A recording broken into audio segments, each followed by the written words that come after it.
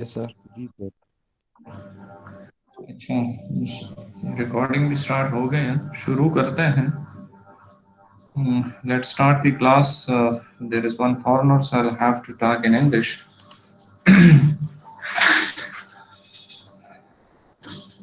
Mechanics of Solid 2.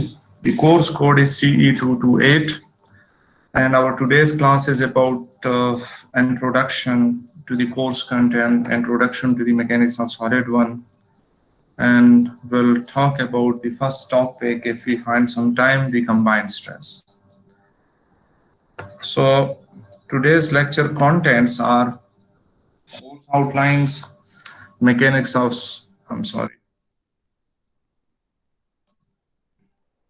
mechanics of solid 1 at a glance, just introduction of the mechanics of solid 1, and then the combined stresses. So I'll take some times with the course outlines so that you can understand what is the mechanics of solid about and what is the relation between the mechanics of solid 1 and mechanics of solid 2. Okay, and what are the different topic and how we'll cover those topics during the whole semester, and what are the CLOs and how they are linked with the PLOs. So now you are familiar with the OBE system, so you shouldn't have any problem in understanding the CLOs, PLOs, and these things. So now first coming to the course outline, but before coming to the course outlines, let me tell you some basic rules of the class, which should be for every class, and there shouldn't be any confusion about those one. Our activities for assessment activities are assignment, quizzes, midterm, and final term exam. These 4 activities are our assessment activities. I'll be giving you 4 assignments, 4 quizzes. There will be 1 midterm exam and 1 final term exam. So you should keep this in mind that you will have to do all these activities yourself. You cannot copy it from any other guys. You can take help, but you cannot copy it from any other class fellow. And for your information, let me tell you that if you attempt a question yourself, attempt, just not writing the question. So if you attempt something, I will give you, if it is totally wrong, I'll give you at least 50% marks. So if you are getting 50% marks, then your CLO and PLO both will pass. Okay, but if you are copying it from another guy, then there is a chance that you will get 0. And definitely, if we catch it, then we'll process the case. We can take it to the examination section, and at least we'll mark it 0. Okay, so you should be very careful in your assignment, in your quizzes. It's online. So online does not mean that you have a freedom to do anything. Okay, you will have to just ask your base fellows of section U and T, so they will let you know that, well, we have marked 0 for many assignments, many quizzes, and even questions in the midterm exam, in the final term exam. So you should be very careful. So you should take care of these things. Okay, now coming to the course outline. The course title is Mechanics of Solid 2. Why it is so? Because this is a kind of a depth course for the Mechanics of Solid 1. There are in your curriculum, there are some courses which are breadth courses, and there are some courses which are depth courses. Depth means that you study more in the same subject, not covering some more topics, but you study more about the same topic. So this is a kind of, there is some breadth in this subject also, but mostly it is a depth course. Okay, the course code is CE228. The course duration is 1 semester, so you will have to complete it in 1 semester, and the credit hours are 3 credit hours, 3 credit hour course. And for for a theory course, you know that the 1 credit hour is 1 contact hours, 1 contact teaching hours. Okay, not your contact. Your contact out will be more than this one. Okay, and the level is 4 semester. This is a second year course. The medium of instruction you know is English. Okay, so you will have to submit all your assignments, all your quizzes, all your midterm and final term exam in English.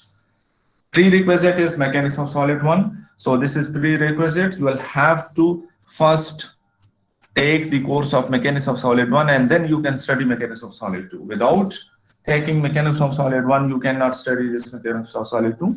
An equivalent course this is not applicable. There is no equivalent course in this university for this mechanics of solid 2. You will have to study mechanics of solid 2. There is no other course. And in some cases, there is a possibility that if you miss a course in civil engineering and there is an equivalent course in the mechanical engineering, then you go there and take the course, so it is considered. So if this is the case, then, but in civil engineering, I think there is no such course which is common between the civil engineering field and the mathematics, and those things are common, but they are offered by the basic sciences department with the basic sciences course code.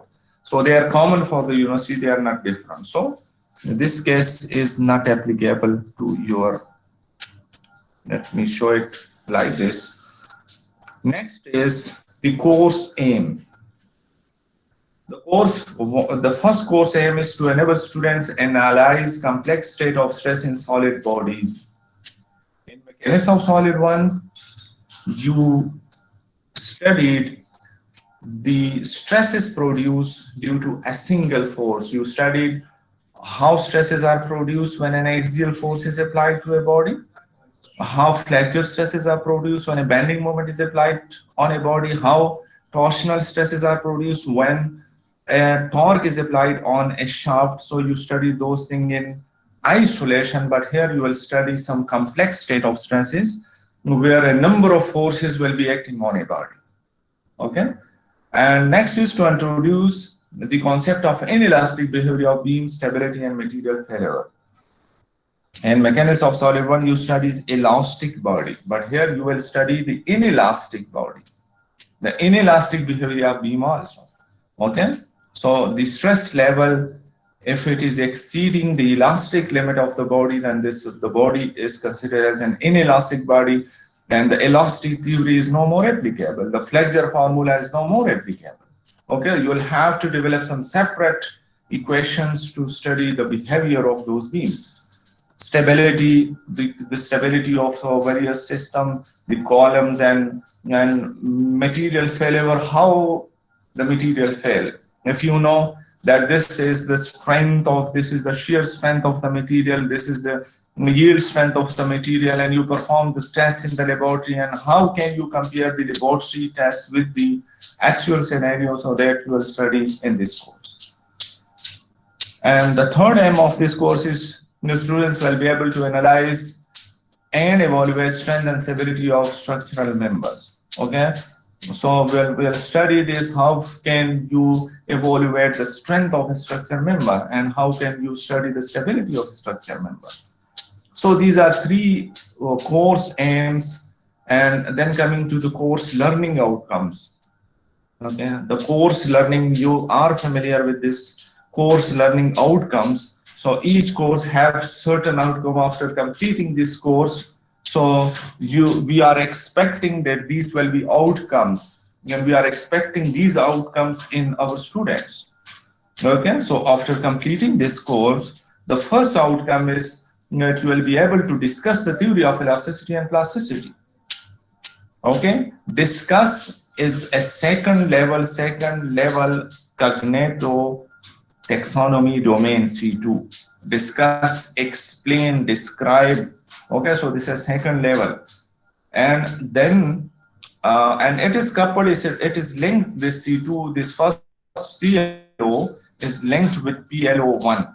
Okay, PLO1, which is related to the engineering knowledge. Then apply mechanics of materials to beams under the generalized loading and theory of plasticity. So this is a third level taxonomy domain. So application of something, you gain the knowledge, and then you apply that knowledge to some real life problem. Okay, so you will be able to apply mechanics of materials to beams under the generalized loadings and theory of plasticity. Generalized loading mean you may have like any kind of combination of loading, okay, and the theory of plasticity. Then your third CLO is analyze the stresses and strains due to the combined effect of all types of forces, unsymmetrical bending, thin and thick wall cylinders, curved beams and columns. So all these topics, in all these topics, you will have to do some analysis, which is coming under taxonomy domain C4. This is a fourth level. This is a higher level. C2 is lower level, then C3 and then C4. Your CLO1 and CLO2 are related to PLO1 and your CLO3 is related to PLO2. Okay. Now how well calculate, you should know this. How well calculate your score. You will have to give exam in those 4 activities. You will evaluate you in those 4 activities: assignment, quizzes, midterm and final term. Okay, and there will be questions about a certain CLO in each activity. Okay, CLO1 may be asked in your assignment number 1 and quiz number 1 and in the midterm and also in the final term. So that will be calculated, this net score will be calculated, and your score for this CLO1 will be certain in 100. And if you are taking mass greater than 40, then your CLO will be considered as pass. Okay, so there will be a number of activities. You may have a question in your 2 or 3 questions in your final term exam related to CLO1. You may have some questions related to CLO2.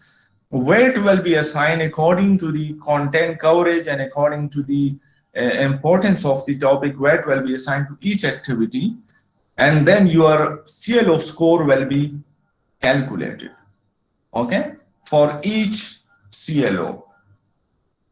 And then since this CLO, the CLO1 and CLO2 are related to the same PLO, then we'll have to combine these 2 to get the score of PLO.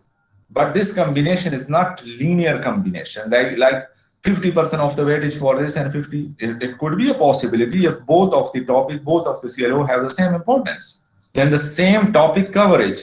This topic may cover a large material, a large portion of the course, and this second one may cover a small portion.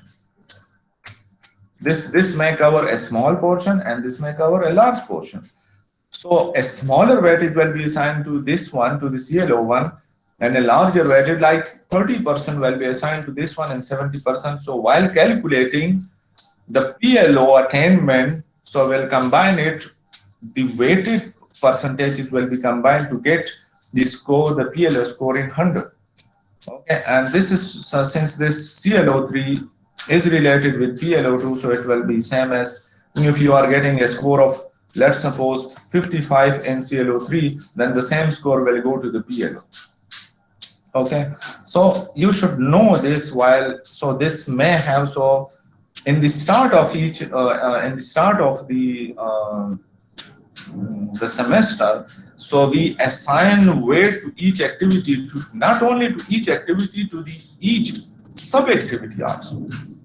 Like if I'm asking you 3 questions in your quiz, then I'll assign weightage and I'll assign CLO to a particular question. Okay. Now, teaching and learning activities. So I've told you how we'll learn, and these are some of them as also the assessment activities. Okay. Teaching and learning activity, how you will learn and how you will achieve those course learning outcomes, how will you achieve those CLOs. So class discussion, so there is one I'm discussing these things, so this is a class discussion. You may ask some questions and I'll reply. So this is class discussion.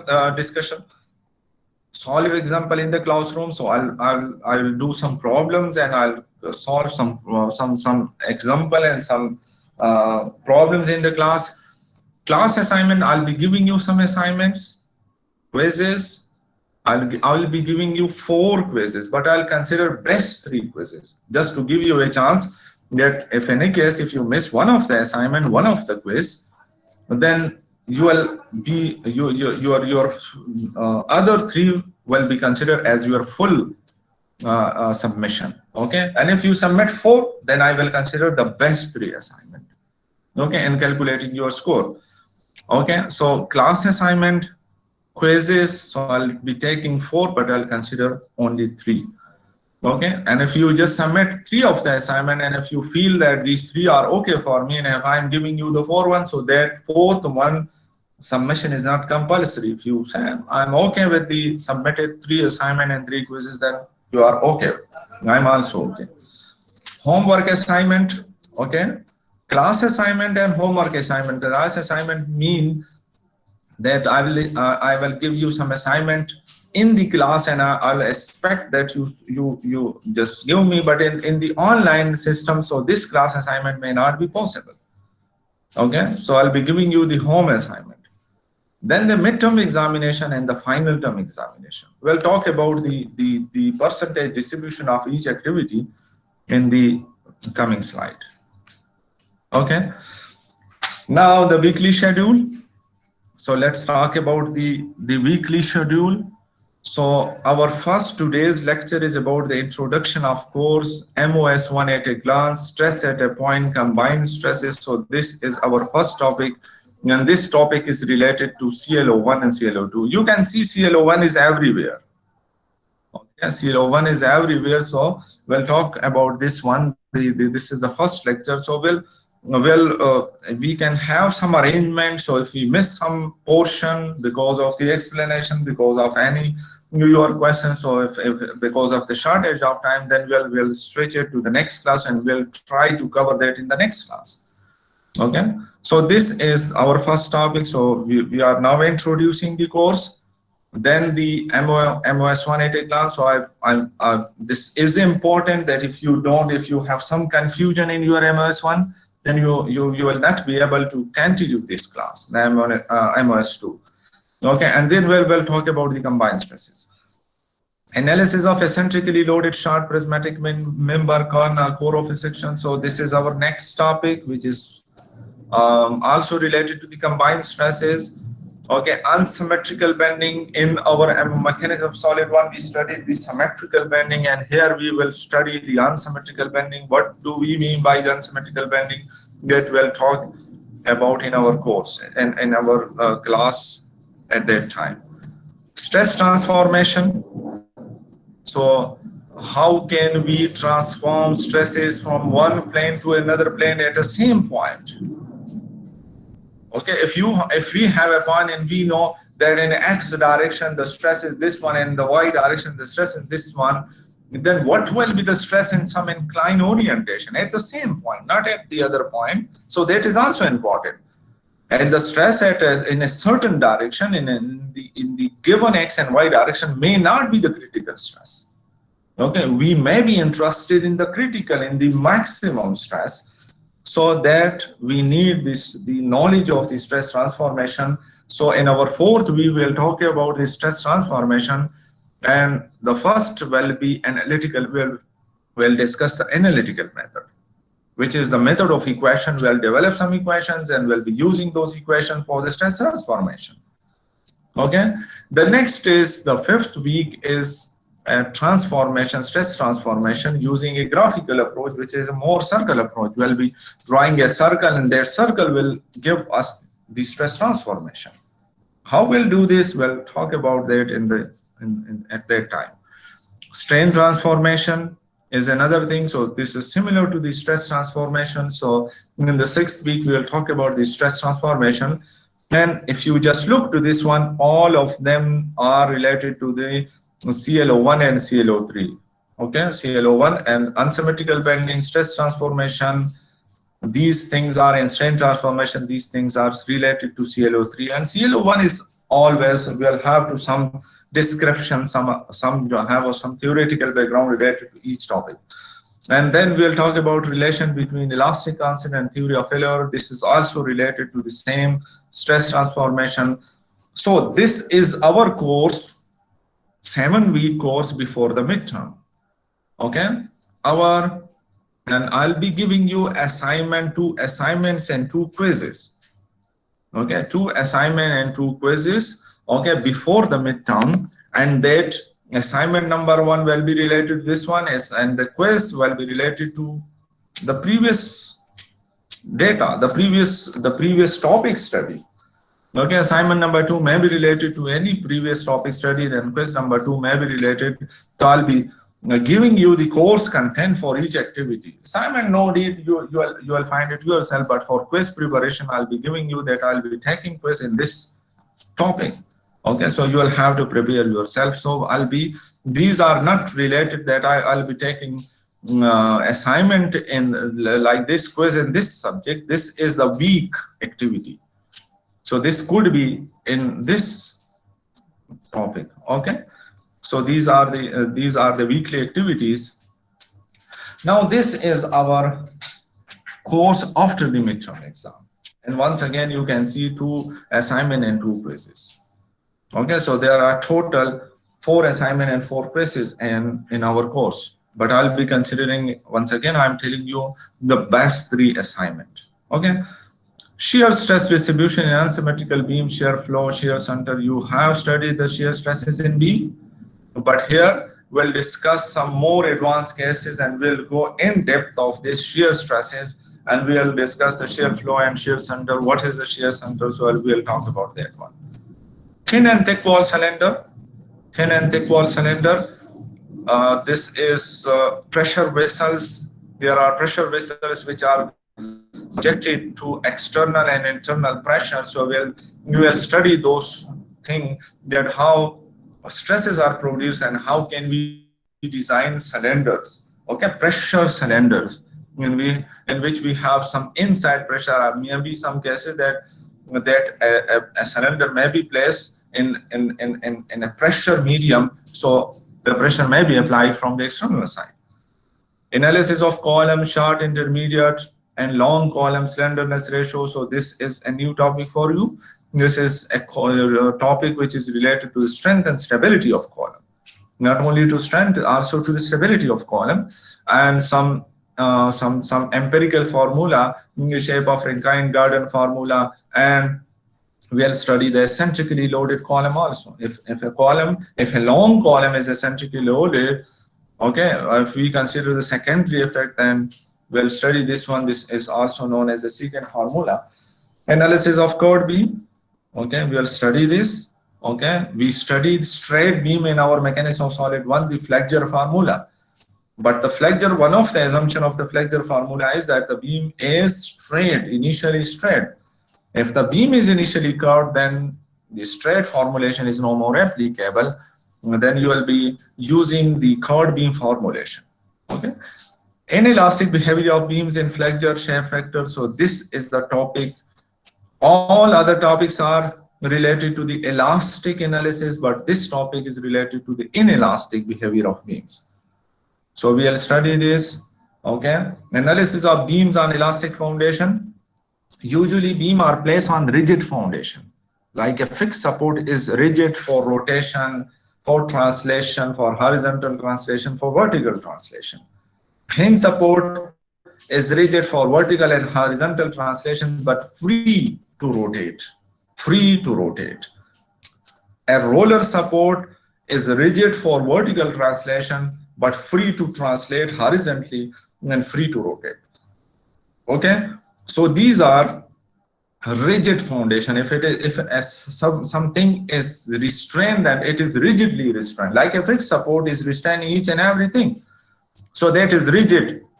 But actual things are different than this one. If you place like a foundation, if you place a beam on a soil and you load the beam. Okay. If you place a beam on a soil and if you load the beam, then the support is an elastic foundation, because the soil is maybe assumed as an elastic medium. Okay, so this kind of analysis you haven't studied it yet. So how stresses will be produced in the beam, how bending moment will be induced, how shear force will be induced in the beam. So we'll talk about that in this topic. concentration of stresses.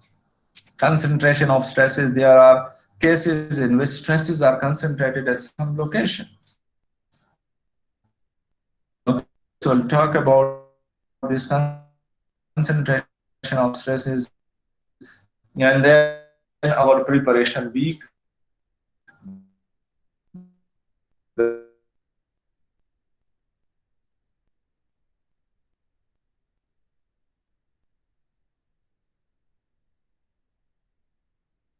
is given.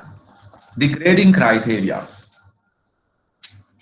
This is for online. Usually, for the physical classes, this grading criteria is slightly different.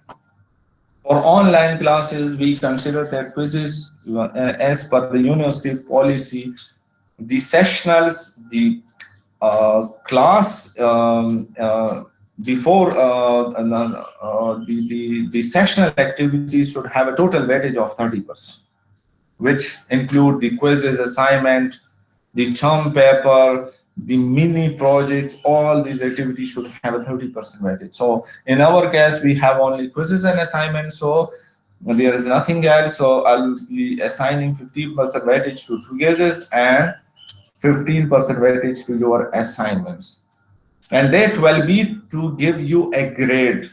Okay, now this is to give you a grade. So your assessment is in two different domains. One assessment is for we are calculating your grade, and till date you are only concerned about the grade. Okay, you don't think, you don't care about the CLO and the PLO attainment. Okay, but you should. Okay, you shouldn't only talk about the grade. If you are, let's suppose, if you are getting a very good grade, A minus, but if one of your CLO is failed, then this is a failure for you. Okay, but if your grade is like an average grade and all of CLO, then you are okay. Okay, all CLOs are passed and you are okay. Okay, so you should not only take care of your grade, your final grade, but also take care of your CLO and PLO attainment. Okay, so the quizzes will be given 15% weightage, assignment 15%. The midterm exam will be given at 20% weightage, and the final term exam will be given as 50% weightage. And roughly the distribution will also apply to the CLO, PLO attainment. Okay, roughly, not exactly, because there is not one-to-one corresponding between the two activities. So, any problem? Yes, sir. जी पूछे. Sir, how we know that our periods are past or failed? आपकी आवाज साफ नहीं आ रही है, दोबारा पूछे. Just ask again. Sir, I asked that how we know that our periods are failed or past. So your you can ask for PLO. For the PLO, a progress as per our department policy. We I don't know it is in practice or not, but we'll be giving you progresso PLO attainment. Like if this is the end of semester, so till this semester, what is your PLO attainment? What is your total score in PLO1? What is your total score in PLO2? What is your total score if you are, let's suppose, if you are in the fourth semester, so you might have studied all the 12 PLOs, might have studied only some of the PLOs. So the PLO attainment will be mentioned to you, and the CLO, so the teacher is responsible, the teacher should give you the CLO attainment. So at the end of each activity, the CLO attainment, the teacher must give you the CLO attainment, because this is the CLO, we submit the result in the form of CLO and the form of PLO.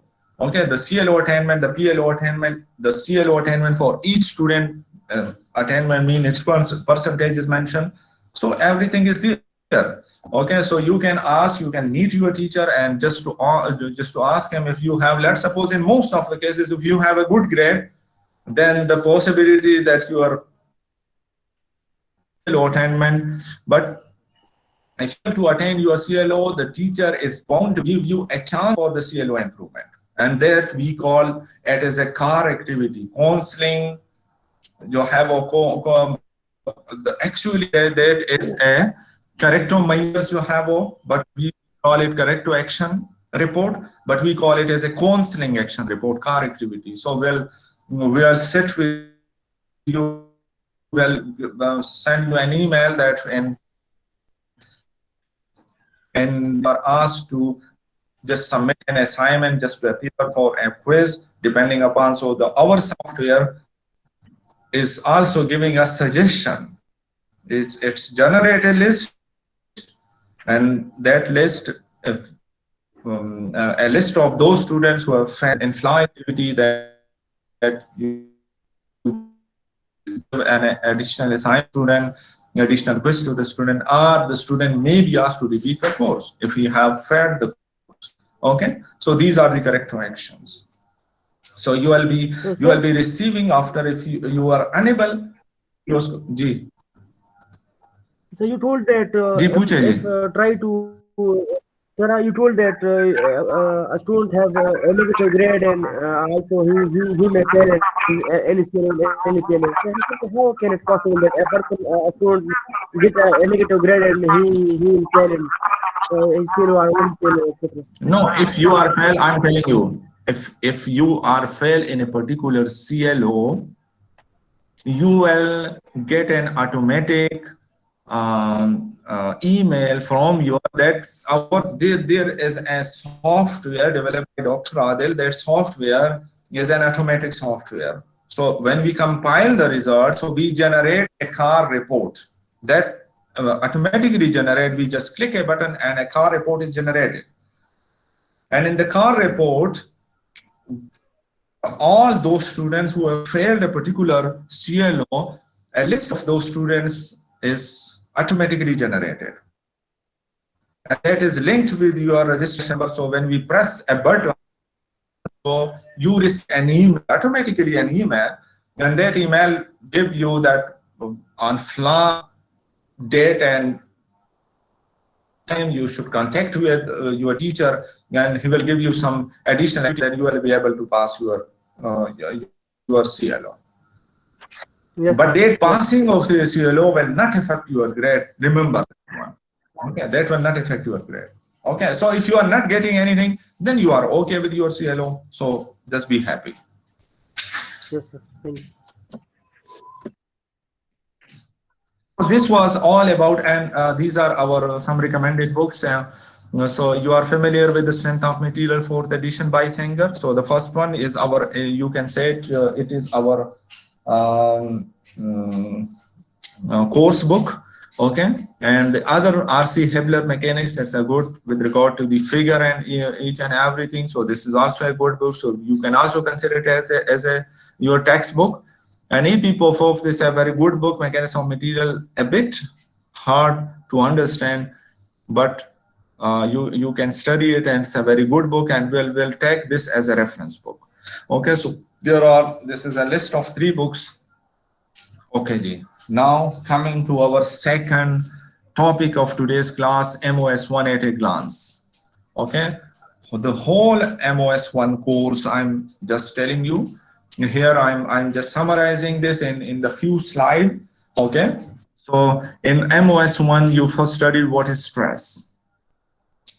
Okay, stress, when a force is applied on a body, internal resistance, meaning the restoring force, is induced within the body. This internal resistance per unit area is known as a stress. Okay, stress is basically when you try to disturb the intermolecular forces in a body. When you apply a force on a body, so you actually disturb the intermolecular forces. And those intermolecular forces resist that external disturbance. And that resistance in the form of force per unit area is actually a stress. Okay? And if the stress exceeds a certain limit, then there is a breakage. Okay, there is a limit for the intermolecular forces, and if you exceed those limits, then that bond between the molecule is broken, and you see the actual crack in a body. Okay, and then sometimes if you want to have a yielding, then there is a limit for each body, for each body, for the intermolecular forces, that if you apply a force, external force, then the resistance offered by the body is increasing as you are applying more forces, meaning if you are applying more forces, more stresses will be developed.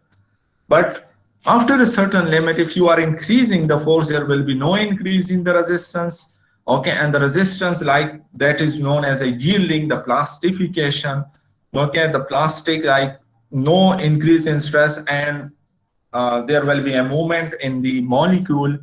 Okay, and you will get some strains, okay, without increasing the stress, and then you will get some strain hardening and then finally breakage. You are familiar with the stress center of the material. So the stress is internal resistance per unit area, while the pressure is external force per unit area. If you have, you might have an atmospheric pressure in the room in which you are sitting now. All the walls are experiencing some external pressure per unit area, some pressure. So that you cannot call it as a stress. Stress is the internal resistance, okay, which is induced within a body. The stress produced in a body may be uniform or non-uniform. You have studied this. Simple stresses, uniform axial stresses. You have studied this. You have studied the direct shear stresses, which are also assumed to be uniform, like the punching stresses, the bearing stresses. All those stresses are assumed to be uniform. And non-uniform stresses like the torsional stresses, the flexure stresses, the shear stresses in beams, all those stresses are non-uniform stresses. Okay, so the type of stress, irrespective of the kind of the force due to which the stresses are produced, stresses may be broadly classified in two categories: the normal stress and the shearing stress, or the shear stress. Okay, two categories. Each and every other type of stress is a subclass of these two. Okay, so broadly, a stress could be a normal or a shear. Okay, so normal stress, what is a normal stress? The stress produced by an internal force acting perpendicular to the resisting area is known as a normal stress. Okay, if the force and the resisting area are perpendicular to each other, or the area vector is parallel to the force applied, then that is known as a normal stress. When the internal force is perpendicular to the resisting area, so that is a normal because the force is normal to the area, so that's why the name normal stress is given to you, given to this one. And its example of normal stresses are axial stresses. You have studied P over A. P over A is an axial stress which could be tension or compression. Flexural stress, which is produced because of the bending moment. Bearing stress. Thermal stress. Okay, thermal stress could be normal or could be shear. Okay, but these are the kind of stresses which are normal stresses, and normal stresses are denoted with the symbol sigma. And we'll see in the next slide how symbol of the sigma look like. Shearing stress, the stress produced by an internal force acting parallel to the resisting area. In one case, the force is acting perpendicular, but here the force is acting parallel to the resisting area, and that is known as a shear stress. And an example are the direct shear stress, torsional stress. Torsional stress are stresses created in a shaft because of a torque. Beam shear stress. Okay, the stress is produced in beam due to the shear force V. Your the shear force in a beam. Punching shear stress, okay, which is a kind of a direct shear stress, and the thermal stress. I have told you that the thermal stress could be normal, could be shear, depending upon the gradient of the temperature. If the temperature is uniformly increasing, then a member is an axially restrained member, so the possibility is that only normal stresses will be induced. And if the stress, if the temperature variation is non-uniform, and a body is like restrained in such a way that there is a possibility that shear stresses may be induced, both normal and shear stresses may be induced in a body. So thermal is a complex phenomena which is not in the scope of this discussion, you have studied the normal, the normal stress is produced due to thermal moment, but the shear stress is out of the scope of even mechanics of solid 2 also. Okay. Okay, now let's talk about the Cartesian coordinate system. In the analysis, this is against your textbook. Okay, your textbook is somewhat not following the standard Cartesian coordinate system orientation. Okay, in the standard Cartesian coordinate orientation system, in the analysis of a structure, x-axis is always designated as the axis of the member. Here you can see this is x-axis, which is the axis of the member. This is a portion of a member, like this is a long member in this direction. So this is x-axis of the member. Okay, so this is considered. And one thing, Cartesian coordinate may be global or may be local. These two terminologies are used. Global coordinates are for the whole structure.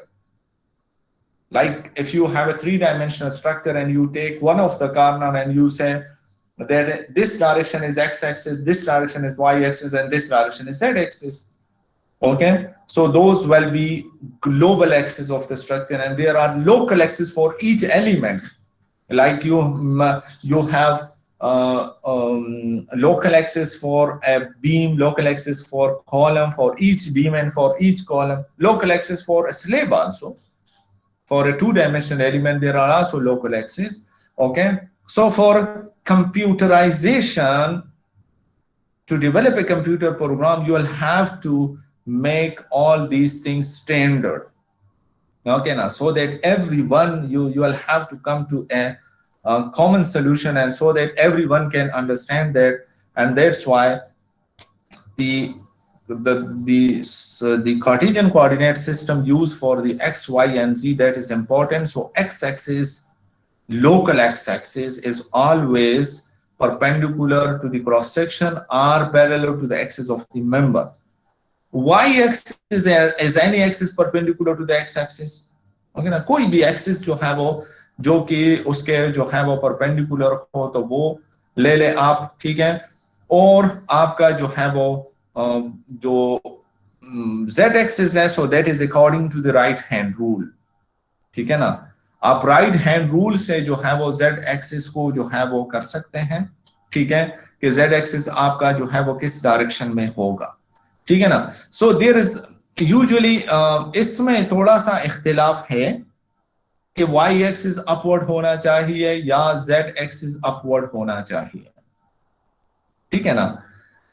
अगर मैं जो है वो let's suppose if I am making this as a y axis, then this could be my z axis. ठीक है ना. मैं इसको अगर y कहूं, so this could be the z axis. Okay, this could be the z-axis, because this, once you fix the x-axis and the y-axis, like I have in this case, I have fixed y-axis as this one, and there is a 90-degree angle between x and y-axis, because y-axis is parallel to the cross-section. X-axis is perpendicular to the cross-section always, and y-axis is any axis parallel to the cross-section, any axis. Okay. And if it is parallel, then automatically it will be perpendicular to the x-axis. Okay, then z-axis should be according to the right hand rule. ठीक है ना. और वो right hand rule क्या चीज है? यहाँ पर दो right hand rule जो है वो मैं यहाँ पर आपके सामने जो है वो डिस्कस करता हूँ. If you rotate your finger from x to y, x से y की तरफ आप अगर right hand के fingers को rotate कर लें, then your thumb will point what the z-axis. आपका थंब किस डायरेक्शन को पॉइंट करेगा? जी एक्सिस को. आप यहाँ पर देख सकते हैं, एक हाथ मैंने बनाया भी है, ये इस डायरेक्शन में. आप अगर इसको एक्स से वाई की तरफ रोटेट करें तो आपका थंब जो है वो जेड डायरेक्शन में आ रहा है, and that should be of your fingers, आपके राइट हैंड के होने चाहिए. ठीक है. और ये आपको जेड डायरेक्शन, जेड जो है वो इस डायरेक्शन में नहीं हो सकता. अच्छा, अगर मैं वाई इस डायरेक्शन में ले लूं, इस डायरेक्शन में अगर मैं y ले लूं, लेट्स सपोज यहां पर मैं स्केच जरा करता हूं. ठीक है. सामने बना देता हूँ. This is my x-axis. As if I'm taking this is my y-axis. Or अगर मैं if I rotate my finger from x to y in this direction, so my thumb will be pointing in this direction. This is my z in upward direction. Okay, so this will be my z, this will be my y. ठीक है ना? So x y z direction. Okay, I can fix it like this. So I can take this y in this direction and z in this direction. Okay, so these are the Cartesian, the standard Cartesian coordinate system. X, y for beam, usually y is taken as in the upward direction, but for column it's the computer choice, it's your choice. So computer give it a certain direction. Okay, he called y-axis, and usually computer don't use the word x, y, z. Computer usually use for local axis the 1, 2, 3 axis. This is 1, this is 2, this is 3 axis. 1, 2, 3. So the cross section lies in a 2, 3 parallel to the 2, 3 direction are perpendicular to the 1 axis. Okay, so this is 1. This one is this is 1 axis, this is 2 axis, and this is 3 axis. Anyhow, so this is all about the Cartesian coordinate system. So you should be familiar. So once you fix the x and y, then z you will have to fix it according to the right hand rule. This is another right hand. If you just hold your finger in this position, then if this is x, this is y, then this will be z direction. Okay, just hold your finger now. Okay, hold your finger in this fashion. So all the 3 fingers will be perpendicular to each other. One will be the x direction, the other one, the first finger will be in the y direction, the middle finger will be in the z direction. Okay, and your thumb will be in the x direction. So these are the Cartesian coordinate system usually adopted in structure analysis. Okay, now coming to various forces acting on a body, various possible forces. Not all of them may be acting on a certain body, okay, on a certain member, but this is the maximum number of forces. So there is a possibility that an axial force Px is an axial force because it is acting along the axis of the member. So this is an axial force. Then you have a torque T, okay, torque Tx, okay. So this is why this is a moment. Torque is a moment, but this is a twisting moment. It is trying to twist this body, and you have talked about this one, how if I hold one end and if I apply a torque on a shaft and if I rotate it, so I'll basically twisting the body. Okay, so this is known as, this torque is also known as twisting moment. And we say that the Px is acting along x-axis and torque is acting about x-axis. Tx, we are using the word about, okay, because this is not along the x-axis. So this is one of the way that Tx we are using this double-headed arrow. Actually, this is a moment vector. This is a moment vector, and this is once again according to the different right-hand rule. So if you rotate your finger in the direction of the movement, okay, the finger of your right hand in the direction of the movement, your thumb will point the moment vector. Your thumb will point the moment vector. So in this case, in this particular case, the moment is like this one. Let me sketch that one. The moment is acting like this. Okay, this is the moment direction. Okay, and if you rotate your finger in this direction, so your thumb will point in the moment vector direction. And this case, the moment is a torque. Okay, now so this is a moment vector which is indicated using a double-headed arrow. Okay, and it's usually very easy to show a moment using a moment vector because the direction is clearly defined. If you are using in a 3-dimension, if you are using like arrow in this form, like an arrow in this form. So there is always confusion. There is this a clockwise movement, is this a counterclockwise movement? There is always a confusion. So just use this one. Okay, bending moment. This is a bending moment about y-axis.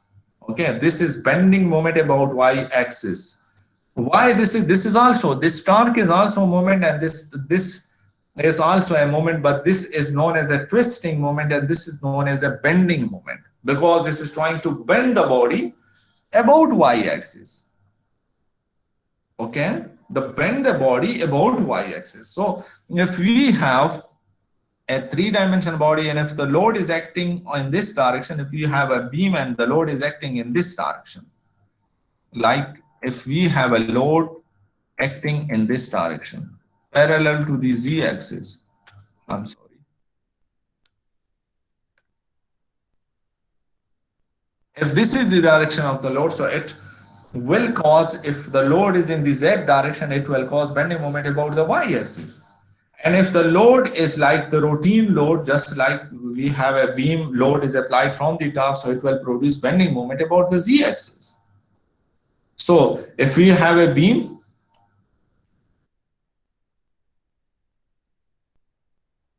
let's sketch a three-dimensional beam.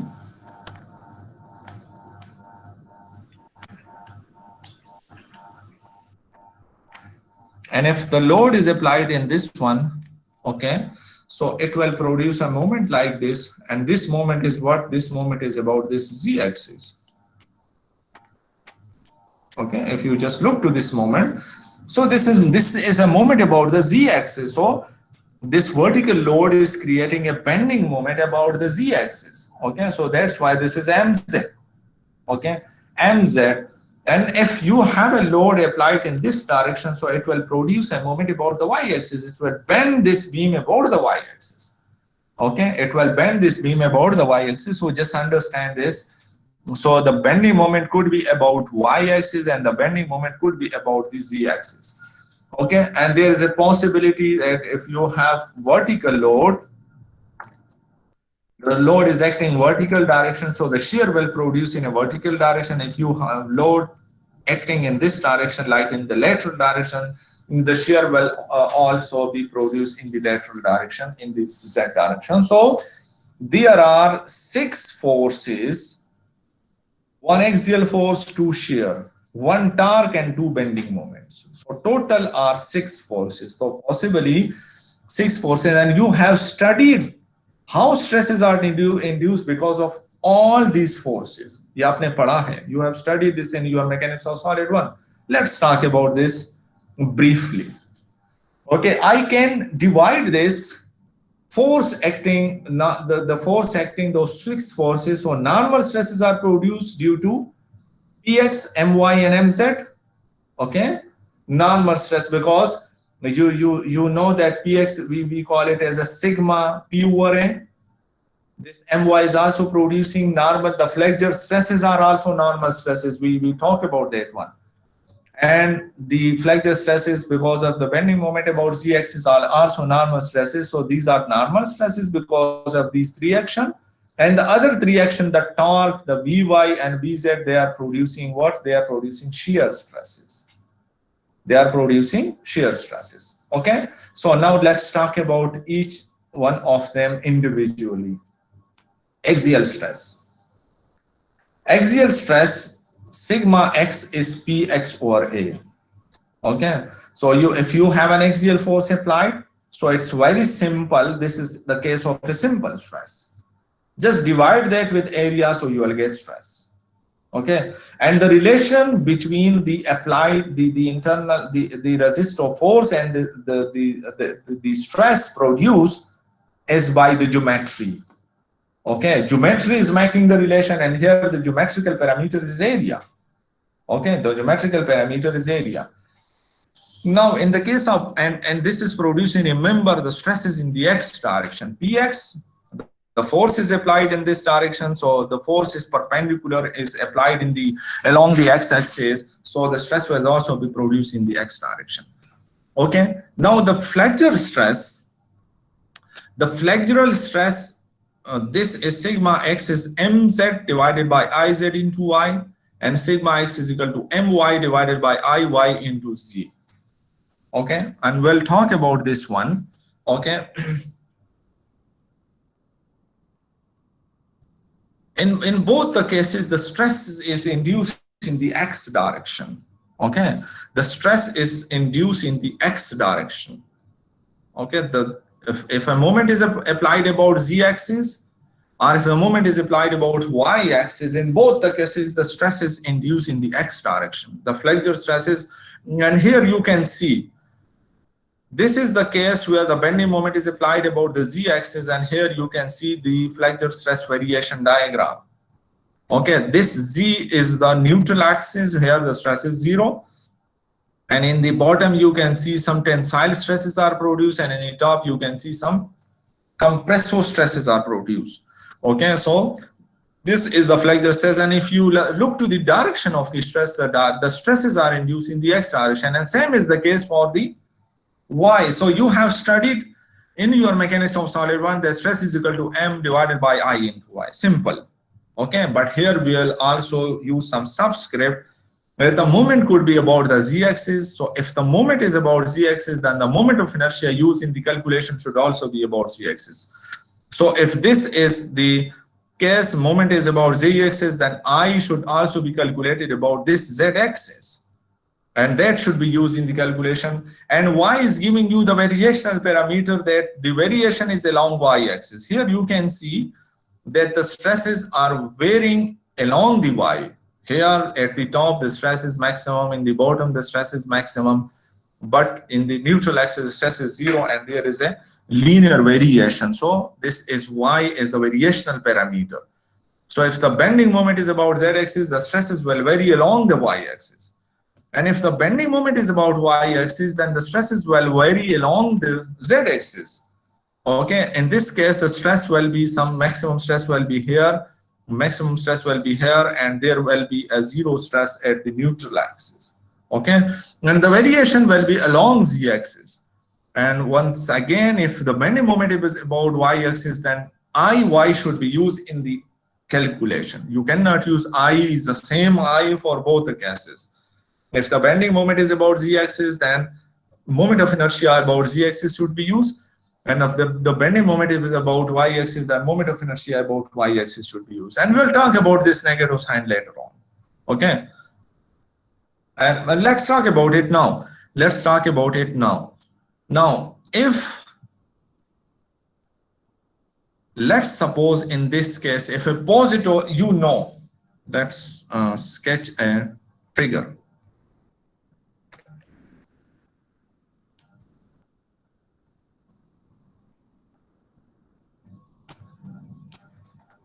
This is a simply supported beam, a deflected shape of a simply supported beam, okay, which is subjected to an intermediate load. So there will be tension in the bottom fiber and compression in the top fiber. You agree with this, I hope.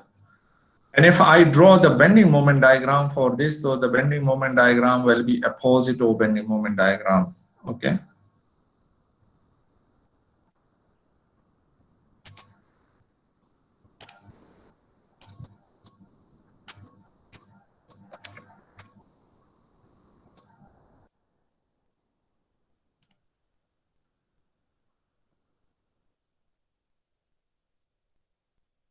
Sketch it correctly.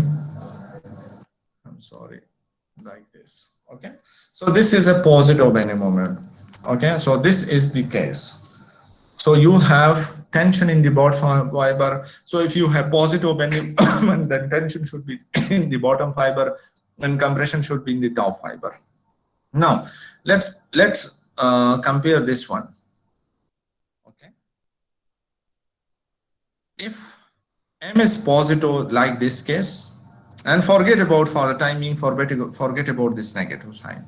I is always a positive number, moment of inertia is never a negative number, moment, rectangular moment of inertia, and Y for the top is a positive number, because according to the Cartesian coordinate system, this is positive and this is negative, so Y is a positive number.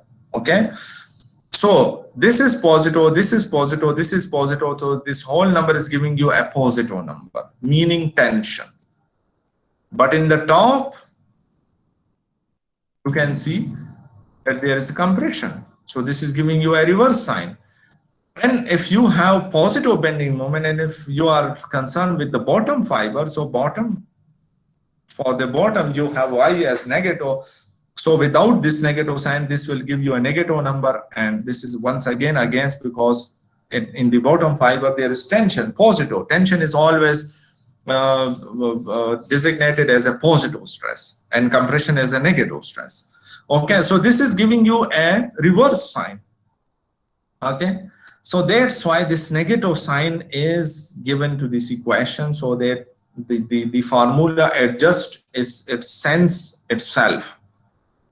Okay, formula should give you a correct sign, not a reverse sign. Okay, so that's why this negative sign, and this is also the equilibrium requirement. This negative sign is also while developing the equation, so this will automatically, if you apply properly the equilibrium condition.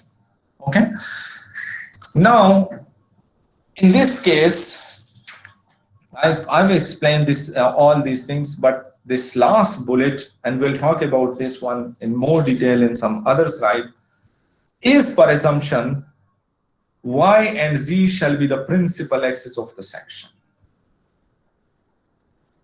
Okay, is per assumption Y and Z, these axes, this Z and Y, these should be the principal axis. Now let me ask you, any one of you know about the principal axis? Any one of you?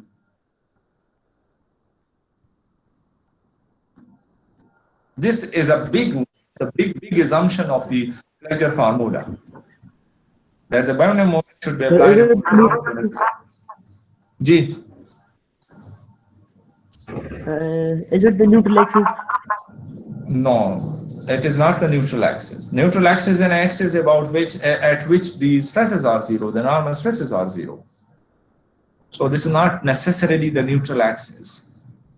Neutral axis could be the principal axis, but not always.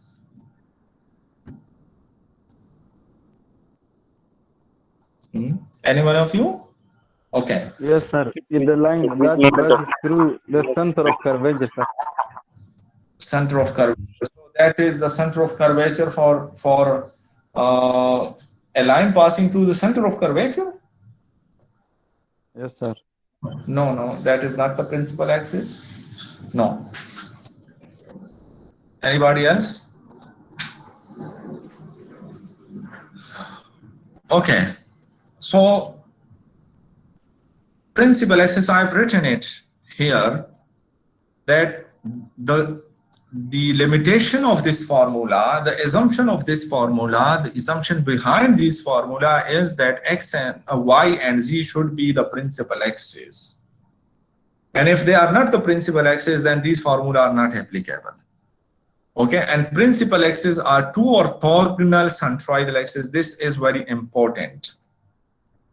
Two orthogonal centroidal axis. Principal axis is a centroidal axis. Okay, and principal axes are two, and those two principal axes are orthogonal, perpendicular to each other. Two orthogonal centroid. These three are important. Principal axes are two, and those two are orthogonal, and they must pass through the centroid of the cross section.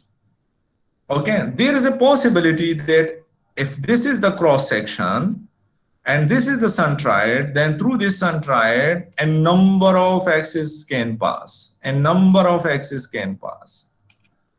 Okay, through this a number of axes can pass. Okay, but there will be one set of orthogonal axes which will be principal axis. Okay, and what is the property, what is the special about the principal axis? The special about the principal axis is that about which the product of inertia is zero, and you don't know the product of inertia, so I'll talk about the product of inertia in a while. But you know the moment of inertia, so there is one other property of the principal axis, that about the principal, one of the principal axis, the moment of inertia is maximum, and about the other, the moment of inertia is minimum. So the moment of inertia is maximum about one axis and minimum about the other. So there are two orthogonal axes perpendicular to each other. So if you calculate the moment of inertia about this axis, about this axis, about this, then you will get some different values, because it depends upon the you know that for rectangle about the horizontal axis the moment of inertia is bh cubed by 12, but for the vertical axis the moment of inertia is hb cubed by 12. So they are different. Okay, but there will be one set of axes. About one of the axes the moment of inertia will be maximum, and about the other it will be minimum, and about all other axes the moment of inertia will be in between the maximum and minimum. Okay, but how you will know that this is the principal axis and how to locate, we'll talk about this after few classes, after 5-6 classes, how to look at the principal axis. But how to know that is this a principal axis or not? So there is one simple rule for the principal axis, that every symmetrical axis is a principal axis. Just like this is a trapezoidal section, here you can see, and this y is the symmetrical axis, axis of symmetry. This is dividing this area into two equal parts, two similar parts which are mirror replica of each other.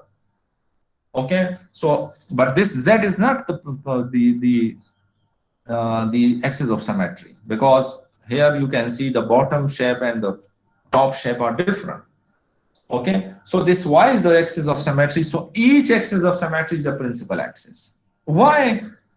We'll talk about this in the coming few slides. Okay, so this is the axis of symmetry. Okay, so this is the principal axis. So this is automatically, because the principal axes are orthogonal to each other. So if one is the principal axis, then other is automatically the principal axis. Okay, and this will be the major principal axis, and this will be the minor principal axis. Major mean the moment of inertia will be maximum about this one and minimum about this one, and any other axis will give you a moment of inertia less than the maximum one and greater than the minimum one. Okay, so if you have any axis, one or two axes of the axis of symmetry, then the principal axes are known to you. So up till now in your mechanics of solid one, you have studied at least monosymmetric section, T section, I section, rectangular section, circular section, semicircular section. In all these sections, they are at least monosymmetric. There is at least one axis of symmetry. Okay, and if you have one axis of symmetry, no problem. That is a principal axis. Okay, why? We'll talk about this one in the coming slides. Okay, now the torsional stress. And one thing more, here once again the relation between the force and the stress is made by the geometry. Just like here the geometrical parameter is I, and here the geometrical parameter A, and here the geometrical parameter is I, the moment of inertia, and Y, the location. Okay, here I, Y, and Z. So geometry is basically making relation between stress and the force. Applied force और इसमें जो relation है, the relation is made by the geometry. Okay. Now once again to the torsional stress. Torsional stress is a shear stress. Okay. Normal stresses we denote. Please अपने phone जो है वो बंद, अपने mic बंद करें ताकि आवाज disturbance ना हो. Normal stresses are denoted with the sigma symbol, sigma, sigma, okay? And the shear stress is denoted with this tau symbol. Okay. This torsional stress, I've written as tau xy and tau yz. Okay. So this torsional stress, the expression is Tx, this is torque, rho is a radial distance. Okay. This distance from here up to here, this is radial distance, and J is the polar moment of inertia, and a moment of inertia about x-axis, about an axis perpendicular to this O. Okay, O point per perpendicular axis. So the moment of inertia about this one is the polar moment of inertia. Okay, and rho is the radial distance. Okay, so as the radial distance increases and its range is from 0 to d by 2, rho can have a value of 0 and can have value of d by 2. D is the diameter of this shaft. Okay, so Tx rho by J. So this tau xy, you can designate a normal stress with a single subscript. Why? Because the stress and the area direction are same. Area mean area vector. This is area. So if you want to designate the area vector, so the area vector direction is perpendicular to the area. So this the stress direction is also x, the area vector direction is always x. So sometimes it is denoted as a sigma xx, sigma xx, sigma yy, sigma zz. Okay, but the shear cannot be expressed with a single subscript because they are different. The x is the plane. Plane mean the perpendicular of the plane. So this plane is an x plane because its perpendicular is in the x direction. And y is the direction of the stress. Okay, here you can see this is y direction and this is z direction. This is y and this is z.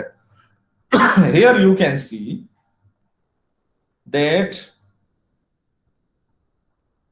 here this is the torsional stress diagram. The stress is 0 here and the stress is maximum here. And this is the direction of the stress on this axis, on this line. So here you can see the stress direction is along y-axis. Positive or negative, but this is along y-axis. Okay, so this is tau xy. But if you want to calculate stresses on this vertical radial line, so it will be horizontal, its direction will be horizontal. Let me sketch it here.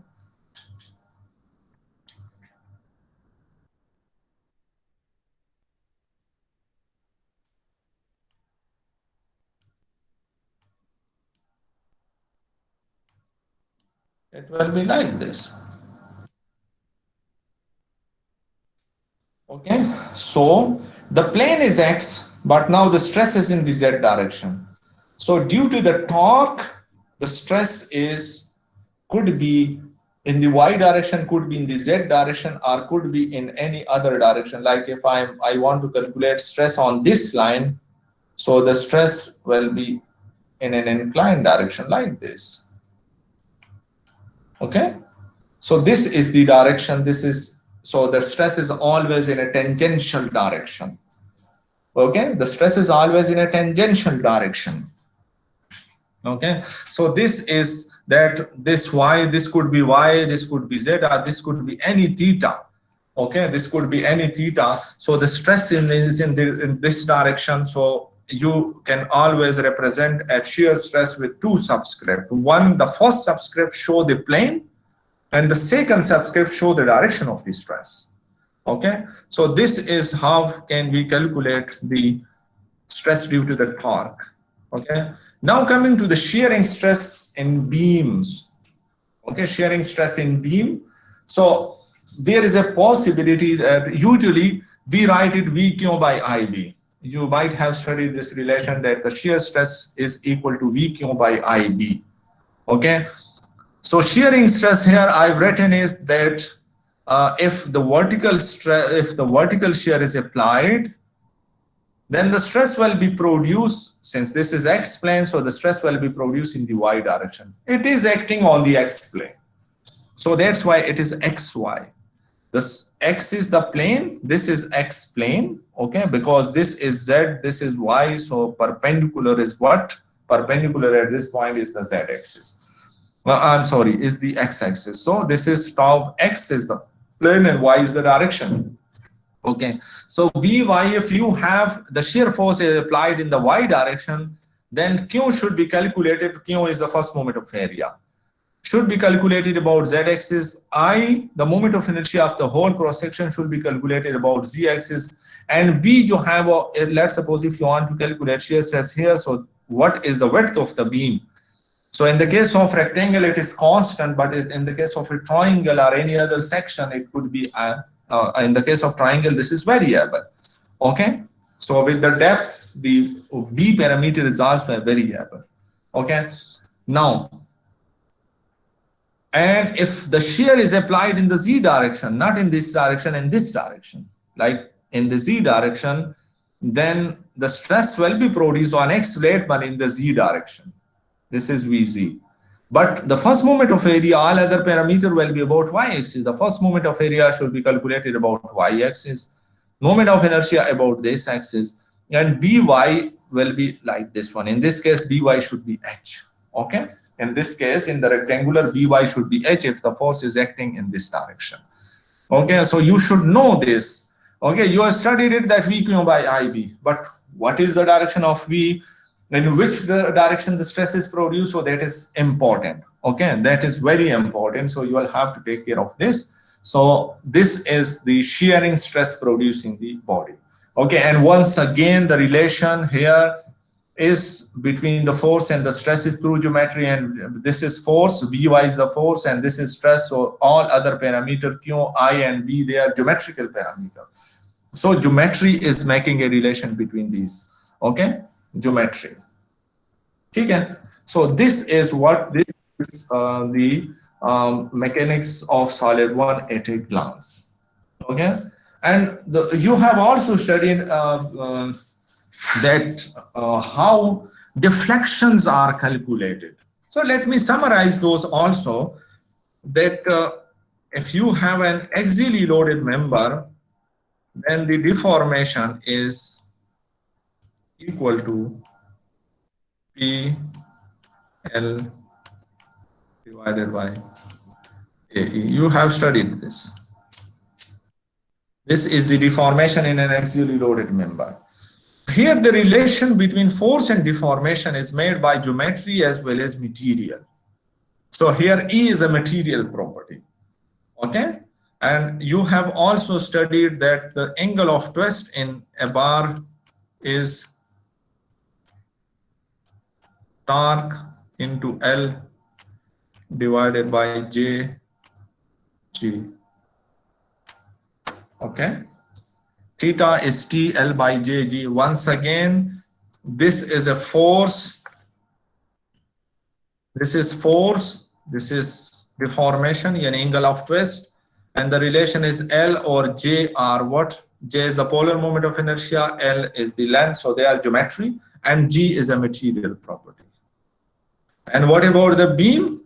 So in the case of beam, you know that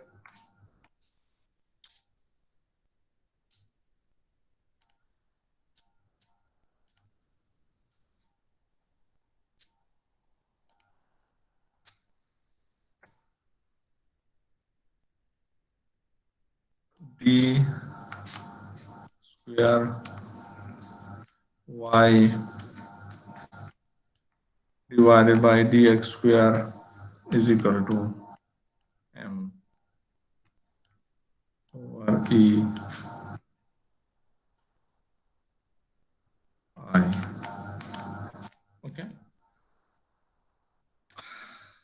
This is what Y is the deflection, M is the force. So deflection or force, the relation is made by I and material. Okay, but this whole d square y divided by dx square is known as a curvature. This is what? This is curvature. Okay, curvature, jo hai, wo curvature is actually reciprocal of the radius of curvature, 1 over rho. This is equal to 1 over rho. So this is also if you integrate it, so you will get slope, and if you once again integrate it, you will get the deflection. Okay, so this is the relation for how the deflection and the applied force are related. Okay, so these are, you have all so this is all about the mechanics of solid 1. ठीक है ना? इसके अलावा आपने कुछ नहीं पढ़ा. Beside this, you studied nothing in your mechanics of solid 1. You just studied this thing in your mechanics of solid 1. So this is mechanics of solid 1 at a glance, and I need this. That's why I've taken some time just to explain this thing, because I need this. You must be able to calculate the Q, to calculate the moment of inertia, and you must be able to calculate the bending moment. So there are two things in solving a problem. So you will have to do two things. You will have to calculate the force, and you will have to calculate the geometry. Okay, force and geometry. So force is calculating using equilibrium condition, the free body diagram. So you calculate forces using those. And geometric properties, we'll talk about the geometric properties after the break. So we'll be having a break of 20 minutes, and then we'll talk about the geometric properties after that one. So if you have any question, you can ask. Otherwise, we'll go for break. Sir, जी पूछें. may you explain the term moment of inertia and moment of area? We will explain this in our coming slides, so we'll talk about that one. So that is about the geometric properties after the break. Well, we'll talk about it in detail. We'll solve an example also. And sir, may you differentiate structure analysis and MOS 1 or 2? MOS is the mechanics structure, and structure analysis is the application of the mechanics of solid. Okay, structure analysis is the application of mechanics of solid. In structure analysis, we only calculate the forces acting on a structure. We are not concerned with the effect produced by those forces, but in the mechanics of solid, we calculate the stresses produced or the effect produced in a body when it is subjected to those forces. So calculation of the forces and their effect is the mechanics of solid. Calculation of forces, okay? Forces have to calculate using equilibrium condition, how to calculate the internal forces and how they are related to the effect, like how they are related to the stresses, how they are related to the strain, how they are related to the deformation. So all these we study in our mechanics of solid. Okay, but in structure analysis we only calculate forces, nothing else. We do nothing, but we just calculate the force, that this is the axial force in this member, this is the bending moment in this member, and this is the torque in this member. So we do it, and we just leave it for the designer and engineer to use those forces and to design a member. Okay. Yes, sir. Thank you. Any other So now question? Sir, class. when will we get the हाँ.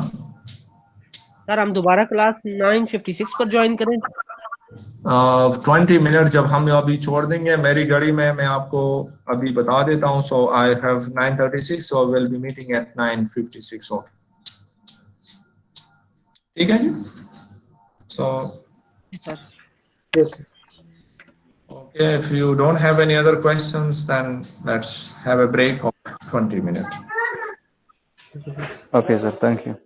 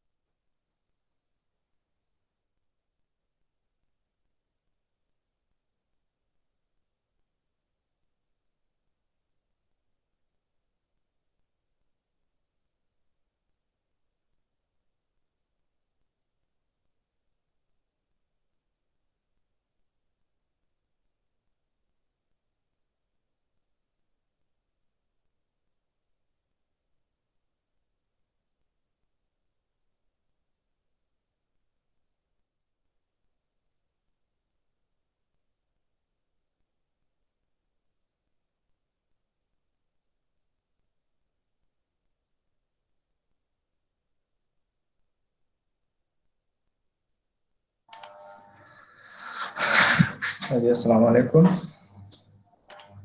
वालेकुम अच्छा जी, चलो शुरू. So let's start. So as I've told you that the relation between the stress or the deformation, basically we can call those as an effect, is between the stress, the effect, and the applied force is made through the geometry. And geometrical parameters calculation is an important part. So you must be able to calculate the geometry, the geometrical parameter, the geometric properties of a cross section. Okay, so some of the geometric properties which are required in the mechanics of solid analysis is the area. One of the parameter is area. So simple area, like you have a square, you have a rectangle, you have a circle, you have a triangle. So expressions are there. You can use for a triangle, you have BH. For circular, you have pi d square by 4. Okay. And for semicircular, pi d square by 8. And for triangle, half of b into h. So these relations you can use.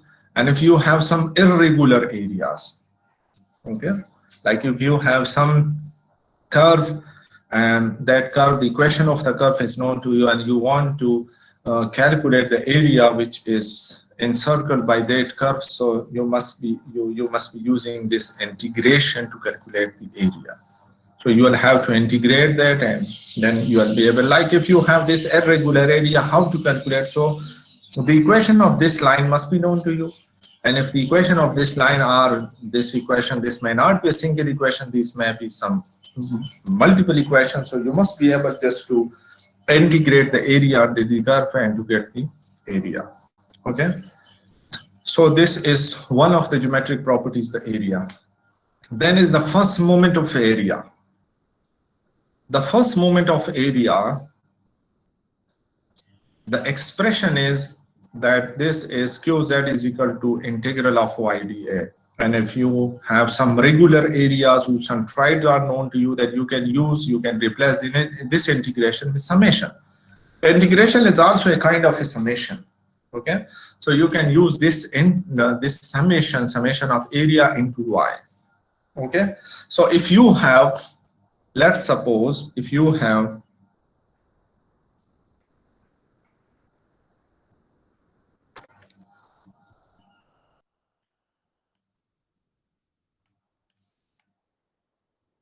these two areas, this is a shape which is composed of a triangle and a rectangle.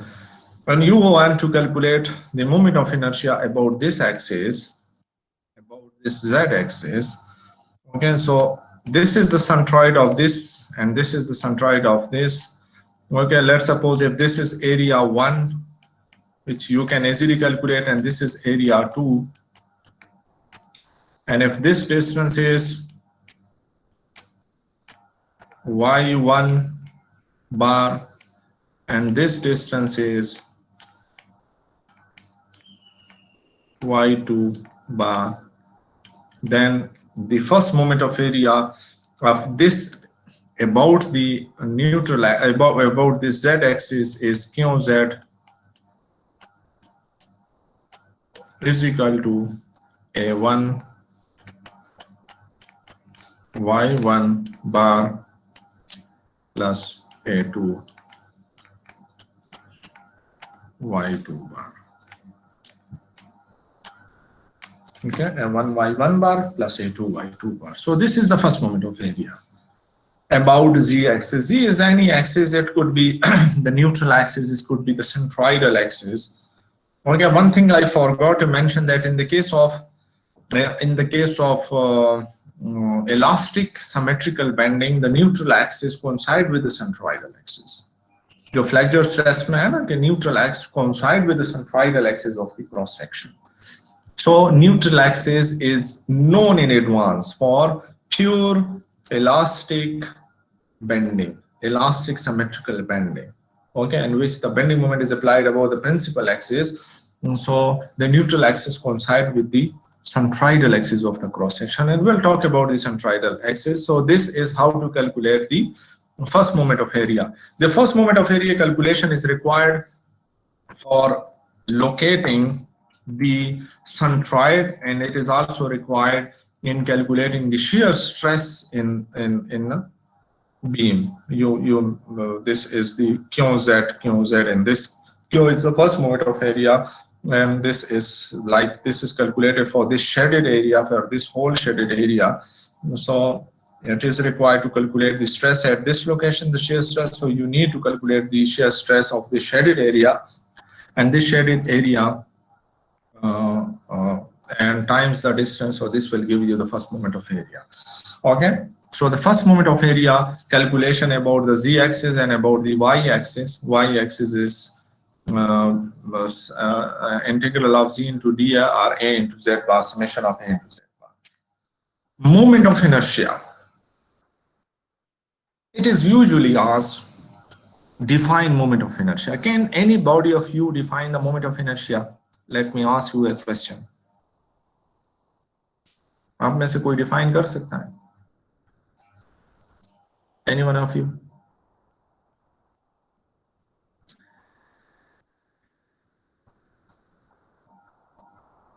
Any definition? कोई भी नहीं है?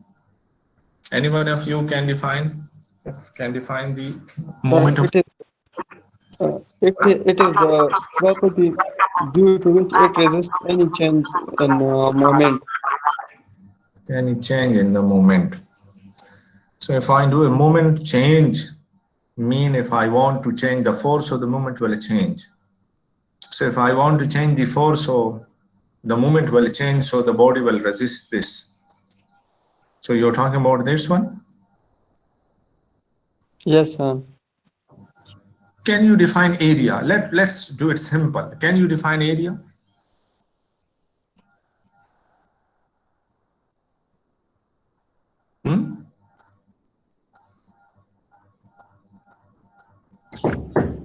Yes, sir. कर सकते हैं, area define कर सकते हैं. Anybody from you area को define? The length and width of this area. Length and width. So if you don't have any length and width like a circular section, then what? Then pi d square by 4. If you don't have, like, if you do have a triangular section, if you have irregular shape, then what? Sir, area is the quantity that expresses the extent of two dimensions of the region. Area is the property Sir, area which expresses the extent of two dimensions. Which expresses the extent of a two-dimensional region. okay. Okay, there is a reason behind why I'm asking about the definition of area. The definition of area for different person may have different. Okay, in the case of a structure analysis and mechanics of solid, the definition of area may be different. I can define area as it is a measure of the axial resistance of a member. Am I right or wrong? It is a measure of axial resistance of a member. The more area, the more it will resist a force. ठीक है ना?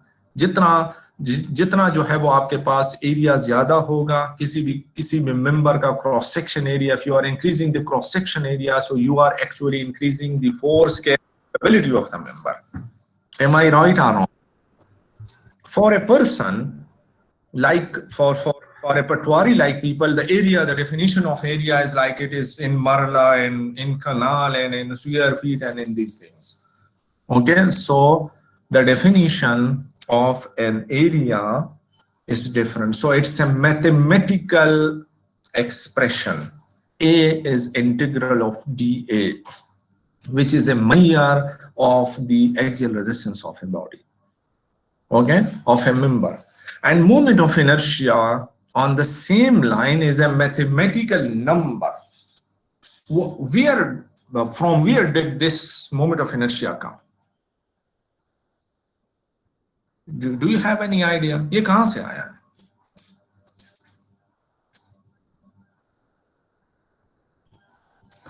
While deriving expression for the flagellal stresses, you came across this expression, if you remember. Okay, and you replace it with I. You came across this integral of y squared dA, and then you replace it with I. Okay, you replace this with I. So that is a mathematical number. It is a mathematical number which is a measure of the bending resistance of a member. If you are talking about the flagellal stresses, okay, and it is also, if you couple it with the buckling, so it is a mathematical number. It is a mathematical number expression which is a measure of the buckling resistance of a member, of a column, okay, and a bending resistance of a beam. The more moment of inertia of a section, the more its capability of resisting the bending moment. वो ज्यादा जो है वो bending moment को resist करेगा if it has a more moment of inertia, keeping all other parameters same. All other parameters mean the material is same. If you have an I section, like if you have an I section, okay, and let us, it is made of the same cross-section area. In one case you have one dimension 2 and the other dimension is 6, and in the other case one dimension is 3, the other dimension is 4. Okay, let me sketch this.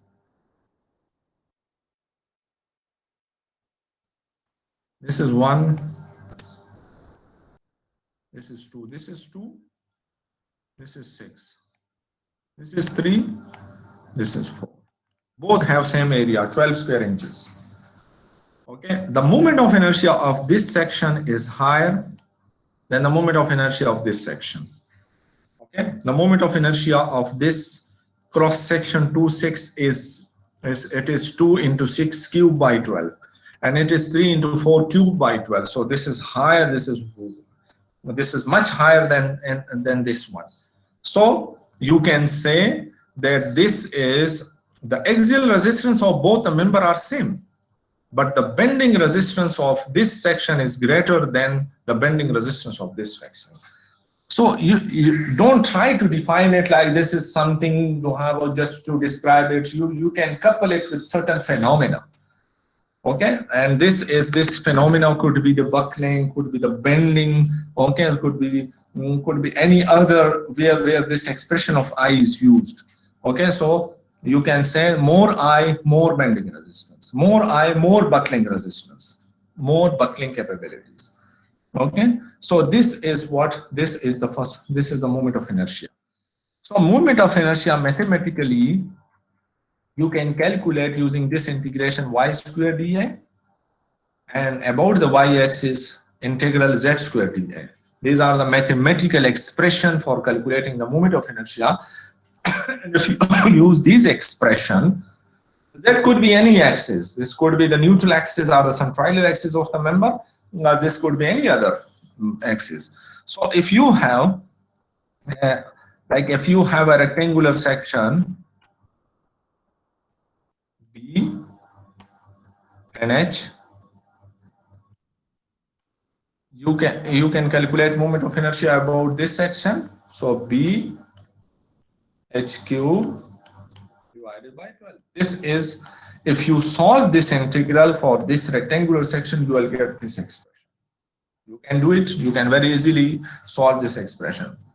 Okay, and if you want to calculate the moment of inertia about the base of this triangle, so about this is about this axis, and if you want to calculate about the base, so this is BH cube divided by 3. So this is the moment of inertia about the base of this rectangle, about the base of this rectangle, moment of inertia. Okay, so this is the moment of inertia. And for circular section, if you calculate this, so for circular section, this is pi d power 4 by 4. Okay, for a triangular section, this is if you have a triangle like this. So this is, if you have the height is h and the base is b, so this is bh cube by 36, bh cube by 36 about the neutral, about the centroidal axis. And if you want to calculate about this one, so this is bh cube by 12. Okay, so you should know these things, how to calculate the moment of inertia. These are some standards, some so they are few. Okay, rectangle, triangle, circle, semicircle. Okay, so you should be able to calculate the moment of inertia of these sections. Okay, so these are known as rectangular moment of inertia. They are known as rectangular or simple moment of inertia. Usually the rectangle word is not used, so that's why I've not used this. So you have, this is the cross section. So about z-axis, about y-axis. So they are, you can calculate it, and they are these the z and y are parallel to the section. Okay, these axes are parallel to the section. But if you want to calculate about the x-axis, which is perpendicular to the section, to the cross section, so that is known as polar moment of inertia. Okay, and this is used in bending formula, and this polar moment of inertia is used in the torsional formula. This is actually J. Okay, Ix is what? J, the polar moment of inertia. Okay, so the polar moment of inertia is, this is, if this is y, this is z, this is u. Here you can see this is the cross section, so I have written it here also. So this is any differential area, this is y, this is z, and this radial distance is rho. Okay, so Iz is y square dA integrate, Iy is z square dA integrate, and I about this x-axis, which is perpendicular to this area. Okay, so this is what rho square dA, rho is this radial distance. Okay, and so from the Pythagoras theorem, rho is equal to, rho square is equal to y square plus z square. Okay, so if you replace this, so integral of z square dA plus integral of y square dA, and z square dA is Iy and y square dA is Iz. So the polar moment of inertia is equal to sum of the two rectangular moment of inertia. So this is another expression. So sometimes it is difficult to calculate the polar moment of inertia. So it's very easy to calculate the rectangular moment of inertia. Just calculate the rectangular moment of inertia, add them, so you will get the polar moment of inertia. Okay, so polar moment of inertia is basically about an axis perpendicular to the cross section. Okay, so this is, you have used these terms in your mechanics of solid 1 while calculating the torsional stresses in a member, okay, which are stresses produced due to torque, and this in the bending formula, in the flexure formula. Now this is a new term, which is the product of inertia. Product of inertia is not the product of two things. Remember this. This is, don't confuse it with the product. This is the name product of inertia, just like rectangular moment of inertia, a moment of inertia, and this is the product of inertia. And product of inertia, this is known as a second moment of it. This is also, moment of inertia is also known as the second moment of area. So this is why this is known as the second moment of area. Take a moment about y, about z-axis, so yd, and then once again take a moment. So this is 2 times moment of the area. So that's why y square. But here it is, the moment is taken about the product of this is y, once the moment is taken about y-axis and then about z-axis, or first about z-axis and then about y-axis.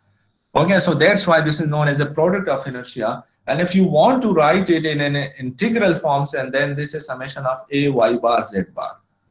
Okay, area into y bar into z bar. If you have, like, if you want to calculate the product, let's suppose if this is the centroid and you want to calculate the product of inertia of this whole section about y and z, okay, so about this y and z, then this will be equal to just multiply this area with y bar and z bar, so you will get the, and if you have a number of areas and sum them up, but if you have one area, then this will give you the product of inertia.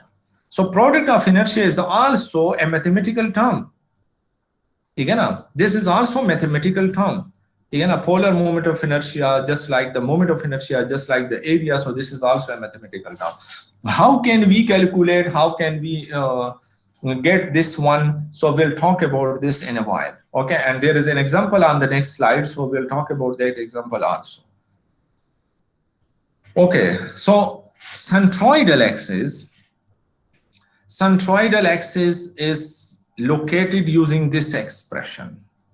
Okay, now if you want to locate the centroidal axis of any composite section, if you have a composite section, a section made up of a number of simple areas, like you have a composite section made of triangle, rectangle, circle, semicircle, and these things. So you can locate the centroid of the composite section using this expression.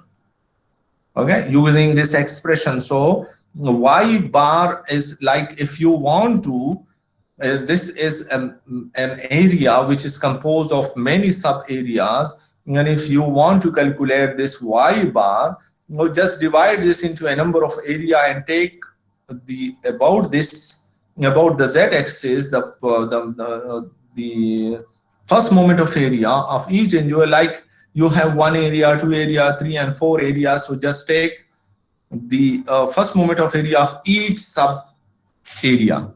Okay, sum them up and divide with the total area, so it will give you the location with reference to the reference axis.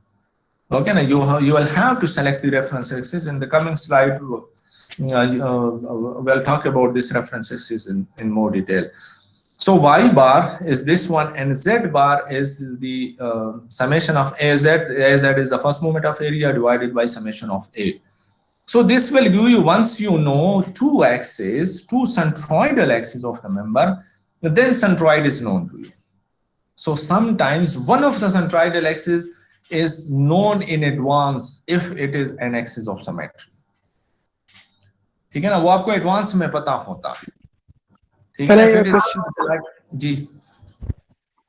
Sir, I am not getting a very basic point that what is meant by taking moment of area.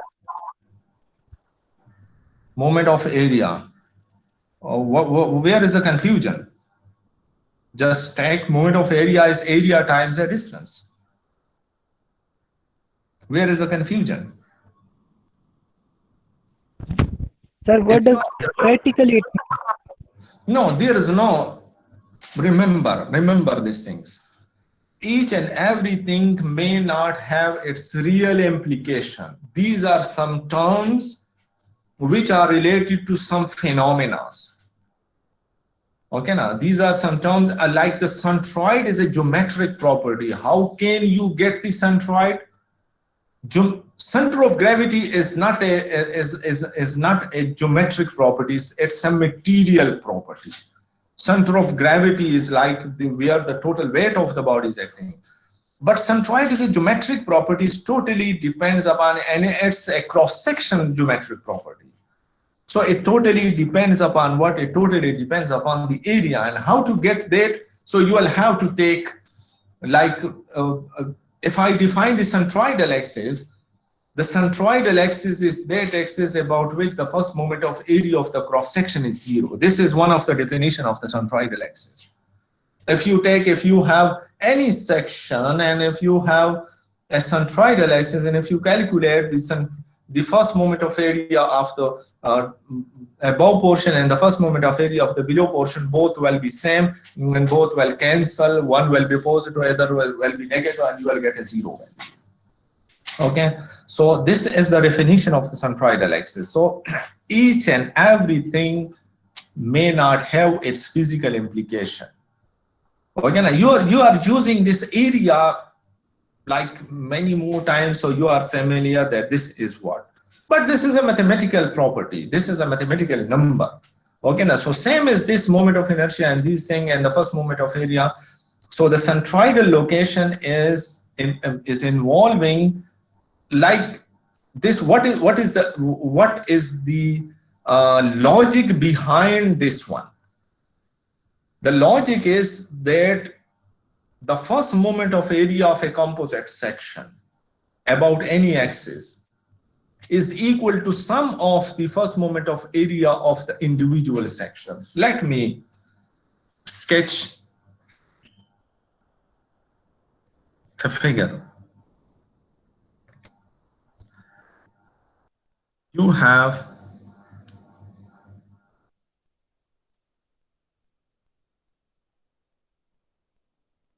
like this is an area, okay? This is area 1, this is area 2, this is area 3, and the total is A, okay?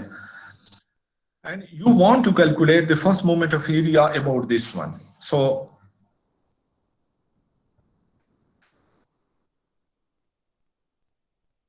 according to the definition, the first moment of area of the whole section is equal to the first moment of area 1 plus the first moment of area 2 plus the first moment of area 3. Okay, this is the basic equation, that the moment of area about any axis of the composite area, sum of all these three. A is sum of A1, A2, and A3. A is basically summation of A. Okay, so total area is equal to the moment of area. This is same as the forces. Like the force is the resultant, the moment about any axis of a resultant force is equal to sum of the moment of the individual forces. Okay, but here we are talking about the area. We want to get the centroid location of the area. Okay, so that's the location is calculated using this expression. So y bar is equal to summation of a y bar divided by summation of a. So this is the same expression. So this is the whole logic behind this one. Okay. Now coming to a composite section. So this is to get the centroid of a composite section. And for composite section, the moment of inertia is calculated using this expression. Summation of iz plus ay square. If you have a composite section like the same thing,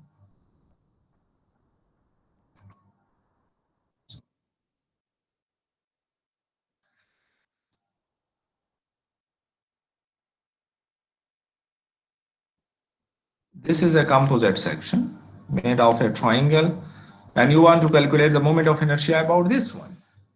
Okay, how to get the moment of inertia about this one? So you will have to calculate the moment of inertia of this rectangle about its own centroid,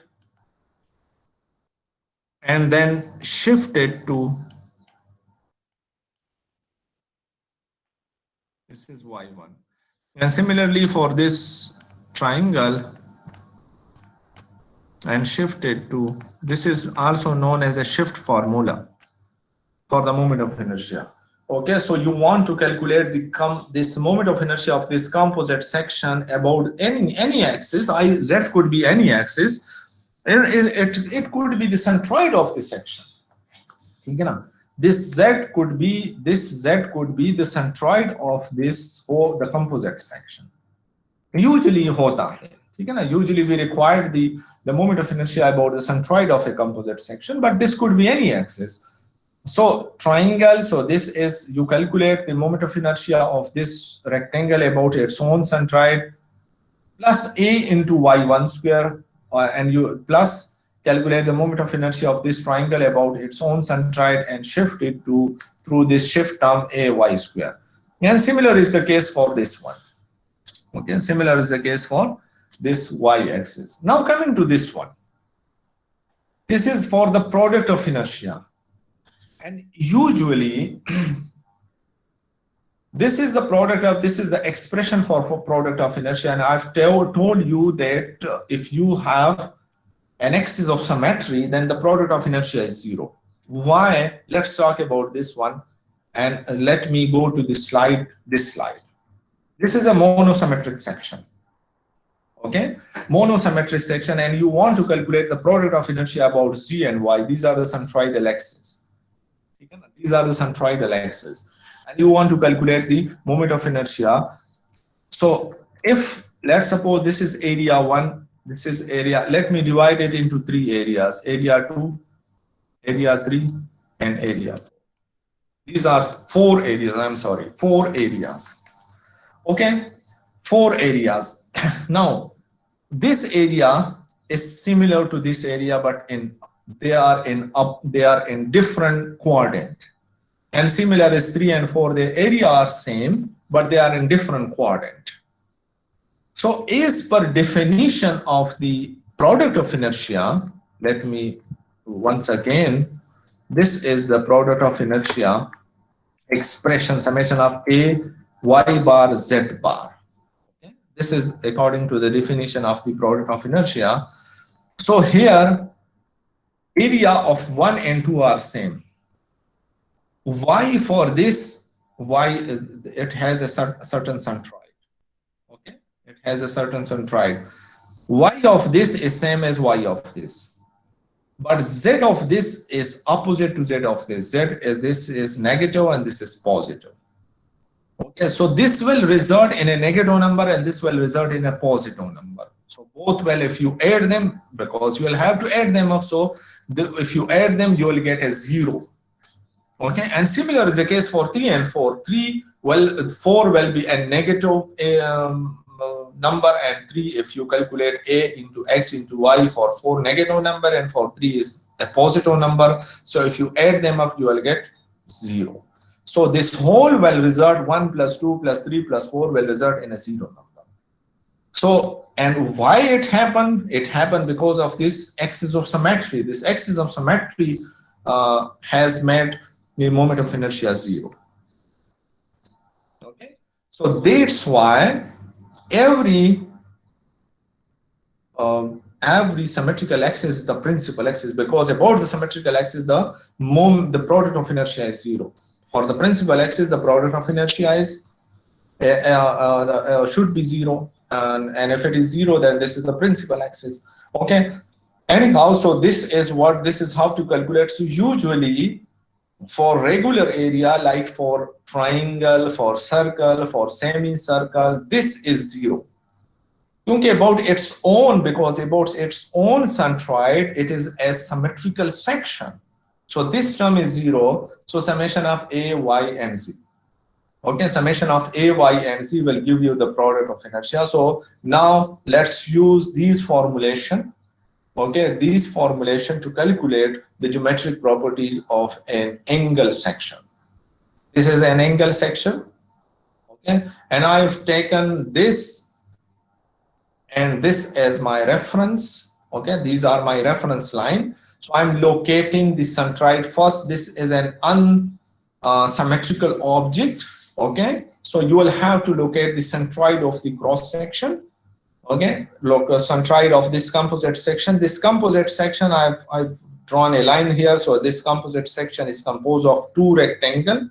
One is this rectangle, one this rectangle. This rectangle is 60 into 10, and this rectangle is 10 into 70. Total is 80. So just subtract this 10. So 10 into 70. Okay, 10 into 70.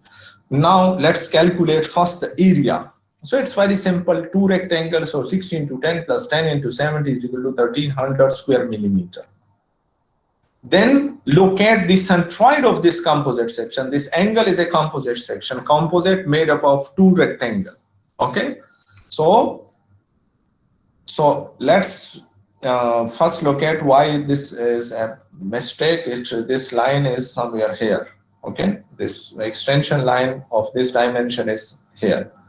Okay, so first y bar, just locate the y bar is equal to summation of ay divided by summation of a. Okay, so for this the area is 600, and from this reference the y distance is 5. So 600 into 5. This is the centroid. This is the centroid of this section. and this is the centroid of this section. Okay, these are the two centroid. Okay, so from here the centroid is at 5. Okay, so 600 into 5. The area of this rectangle is what? 700, and its centroidal distance from here up to here, this is 45. Why 45? 10 plus 70 ka half of 70 is 35. So 35 plus 10 is 45. So 700 into 45. So the first moment of area of this rectangle and of this rectangle about this axis divided by the total area, which is 1300, summation of A is 1300. So this will result in 26.54. So this distance, this centroidal axis, the z axis is 26.54. But till now the centroid is not known. Centroidal axis is known, but we'll have to locate the y centroidal axis just to get the centroid of the cross section. Okay, so how to get this z bar az, summation of az divided by summation of a is equal to, this area is 600 into, from here up to here, this is 60. So the centroid from here up to here is 30. So 600 into 30 plus this area is 700, and its centroid from y axis is 5. So 700 into 5, so divided by the total area, so this will result in 16.54. This is from here up to here, this is 16.54. So now you draw this line and this line, so you will get the centroid of this cross section. Okay? So now the centroid of the composite section is known to you. The centroid of the individual rectangle are this one, and this is the centroid of the composite section. Now let's calculate the moment of inertia. First, the rectangular moment of inertia. The rectangular moment of inertia we will calculate using this formula. So 60 for this one about this axis, about this z axis. Okay, so first calculate the moment of inertia of this rectangle about its own centroid. So its own centroid is 60 into 10 cubed by 12 plus shift this to this location from here to here. So 600 into, what is the distance between this point and this point? The total is 26.54 minus 5. 26.54 minus 5 whole square. So this will shift the moment of inertia from this to this location. Okay. Now for this rectangle, so 10 into 70 cubed by 12, because its base is 10 into 70 cubed by 12, for plus 700, shift this from this location to this. Okay, so this location is at 45 and this location is 26.54. So 45 minus 26.54.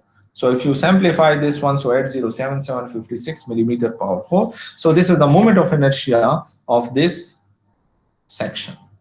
Okay, now? So this is the moment of inertia of this about the z axis of this composite section about this z centroidal axis.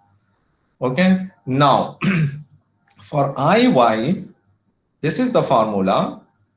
For this, now we'll have to calculate the moment of inertia about this axis.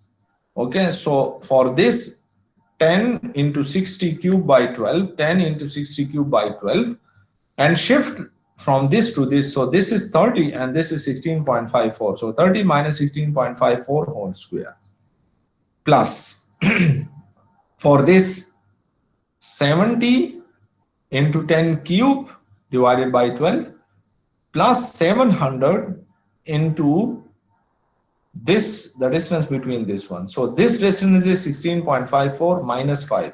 16.54 minus 5 square. So 3 at 7, 756 millimeter power 4. Okay, so you get the moment of inertia about z and the moment of inertia about y axis. Okay, now how to calculate the product of inertia? These are the two centroidal axes, but if the product of inertia about this is not 0, then they are centroidal axis, but they are not principal axis. Okay, so let's calculate the product of inertia. Okay, this is not a symmetrical section, so let's calculate the product of inertia. So the product of inertia of this first rectangle about its own centroid is 0. As I've told you that in this formula usually this term will be equal to 0. ये term 0 के बराबर होगा plus 600 area into this distance and this distance, dono distances. Distance y from this, so its y is negative and its z is positive. So here you can see this is y, 5 minus 26.54. So this will result in negative and this will result in positive, because this centroid, this is first quadrant because both are positive first, and this is a negative. Here the z is positive but y is negative. Okay, so this is second quadrant, this is third, and this is fourth. This is unusual quadrant. Okay, usually we do have this as the first quadrant, but here we are having this as first, this is second, this is third, and this is fourth. Okay, so you have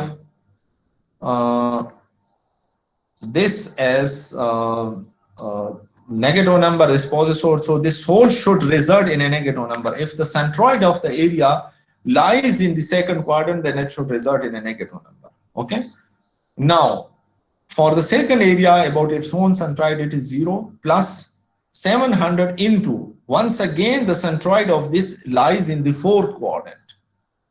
Okay, and fourth quadrant also y is positive but z is negative, so the result will be negative. So this will also be negative. So 700 into 45 minus 26.54, this is 45 minus 26.54, this will be positive, and 5 minus 16.54, this will be negative. This number will be negative. So this whole will result in a negative number. So 323 minus 3 comma 077. So the product of inertia is a non-zero number about z and y. So it means that z and y are not the principal axis. Okay, z and y are not the principal axis. Okay, then how to look at the principal axis? So this is not still, we'll have to wait for 5-6 classes. Okay, now 5 classes we'll have to wait, then we'll be able to locate. This moment of inertia is a tensorial number, tensor number. It is known as a tensor, just like the stress. So stress and moment of inertia, there is a scalar number, a vector number, a vector, scalar, vector, and then the next is a tensor. Okay, tensor has another dimension. For scalar you need a magnitude and unit, and for a vector quantity you need also direction, and for the other you need something more. Okay, now in the case of stress you need the area vector also, the direction of the area vector, just like we are using the double symbol. Okay, so the same is the case for, like, Ix is equivalent to sigma z, Iy is equivalent to sigma y, and Iyz is equivalent to the tau yz. Okay, and we'll talk about this one a bit. So how to look at the principal axis. So when we study the stress transformation, then we'll be able to study the moment of inertia transformation also. Okay, now the product of inertia, this is the last term, the product of inertia, the Ix is equal to, this is the relation, and you can easily, if you know Iy and Iz, so just add them up, so you will get the product of the polar moment of inertia, not the product of inertia. The polar moment of inertia is sum of the two rectangular moment of inertia. So this is the moment of inertia about these axes. Okay, so now if you have any question regarding this. Yes, sir. Yes, sir. Can you repeat again? Iy, inertia of y. Iy, this one? Yes, sir. Yes, exactly. Yeah. Can you repeat again? Okay. So this is basically Iy is to calculate the moment of inertia about this axis. Okay. So moment of inertia of this segment about this axis is 10 into 60 cubed by 12, because for this axis, this is base and this is height. So 10 into 60 cubed by 12. And then shift this from this location to this location. So this is area and this is the shift term, the distance between the 30 minus 16.54 square plus. For the second, the base is 70 and the height is, because you want to calculate the moment of inertia of this one. So about this one, this is the base and this is the height. So 70 into 10 cubed by 12 plus 700, and then shift this from here to here. This distance is 16.54 and this is 5, so 16.54 minus 5 square. So this will result in this one. Is it clear now? Yes, sir. Thank you very much. Okay. Sir, but what about the 5? You said 5 minus. What about what? Like, Here the sign, no, here the sign is not important. Here in this case, the sign is not important because this is square. If you just write 5 minus 16.54 or 16.54 minus 5, so it is not making any difference because the moment of inertia, Iz and Iy will always be positive number. Okay, Iy and Iz will always be positive number. Iyz could be a positive or a negative number depending upon the orientation of the area. okay, sir. When do we get the number 5? When we divide the area into 2 parts, then I think we will take the 5. Just repeat your question again. Yes, I said, sir, that you showed there 16.54 minus 5. Then where did you bring this 5? 16.54 minus 5, you are talking about this one. Okay? Yes, I'm talking about the 5. Yes, sir. Yes, I'm talking about the 5. From this distance is 16.54. Okay?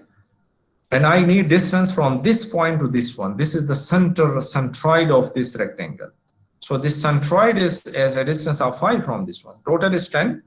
So this will be 5. So if you subtract 16.54 minus this 5, so then you will get this distance because your distance from here up to here.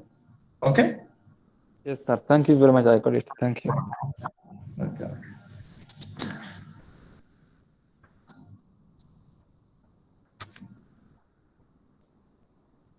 Okay, so let's just introduce this topic and then I'm not going to discuss the problem, so just have an introduction. Combined stress. This is our first topic of this mechanics of solid 2. And just the word, in this case, we'll have to combine the stresses. Okay, and how they are combined? So there is one principle that on a particular plane, normal stress and shear stress do not interact with each other. On this plane, this normal stress on this plane, and these are, I have separated the forces producing normal stress and the forces producing shearing stress.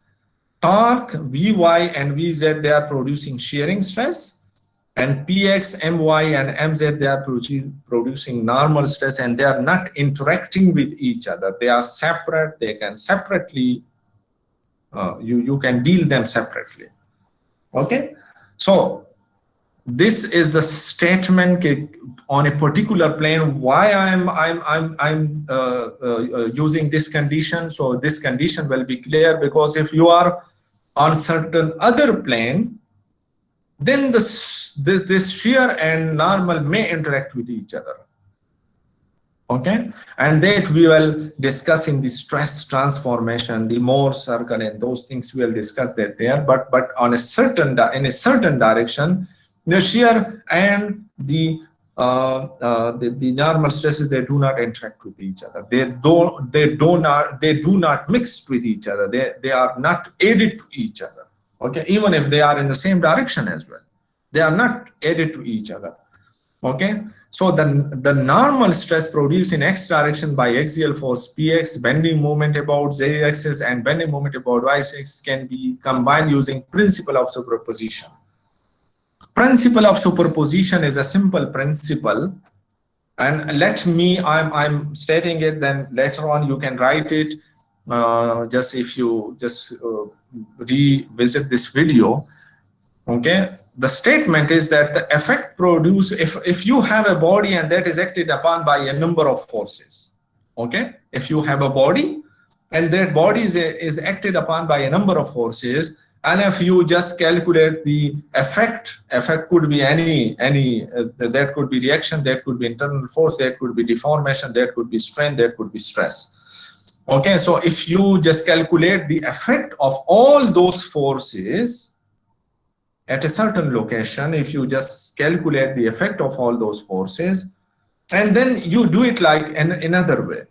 You apply forces one by one and calculate the effect of each force, and then combine these effects. So these effects will be same as the combined, the total effect of the combined forces. Okay, so it is like if you have, like in this case, one stress is produced by Px, other stress is produced by My, and this is by Mz. So if you calculate the force by Px, the stress produced by Px, the stress produced by My, the stress produced by Mz, and then if you add them algebraically, then you will get the total stress. Okay, that will be the stress in a body. So separately, this is the stress due to axial force. Separately, this is the stress due to Mz, and this is stress due to My. And if you just add them up, then you will get what? Then you will get the total stress. And this is the principle of superposition. But there is a limitation for the principle of superposition, that it is valid only in the elastic limit. If the elastic limit is exceeded, then then this is not applicable. Okay, just give me a minute.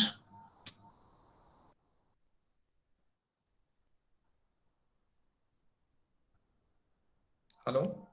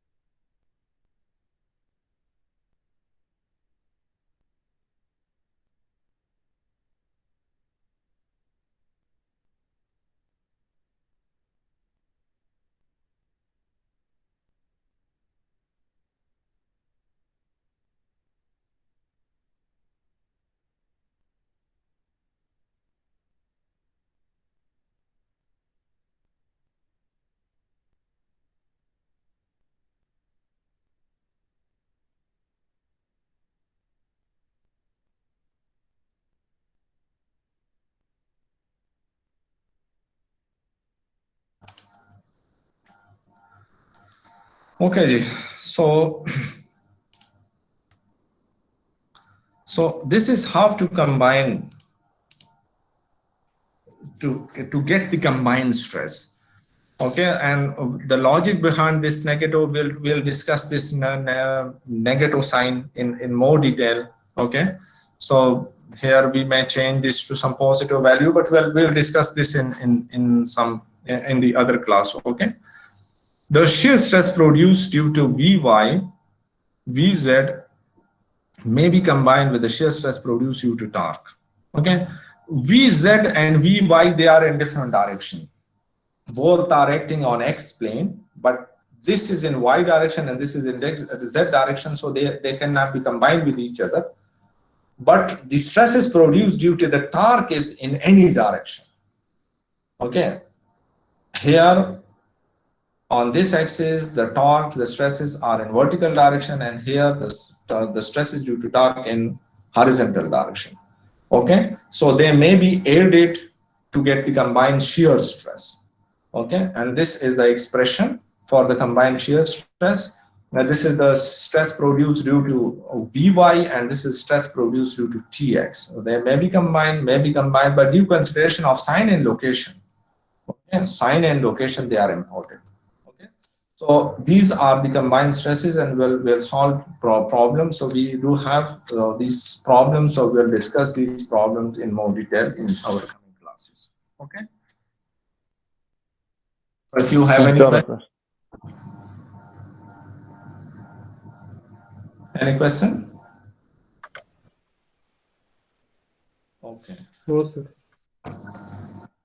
So if it is done, then you can let me stop the recording.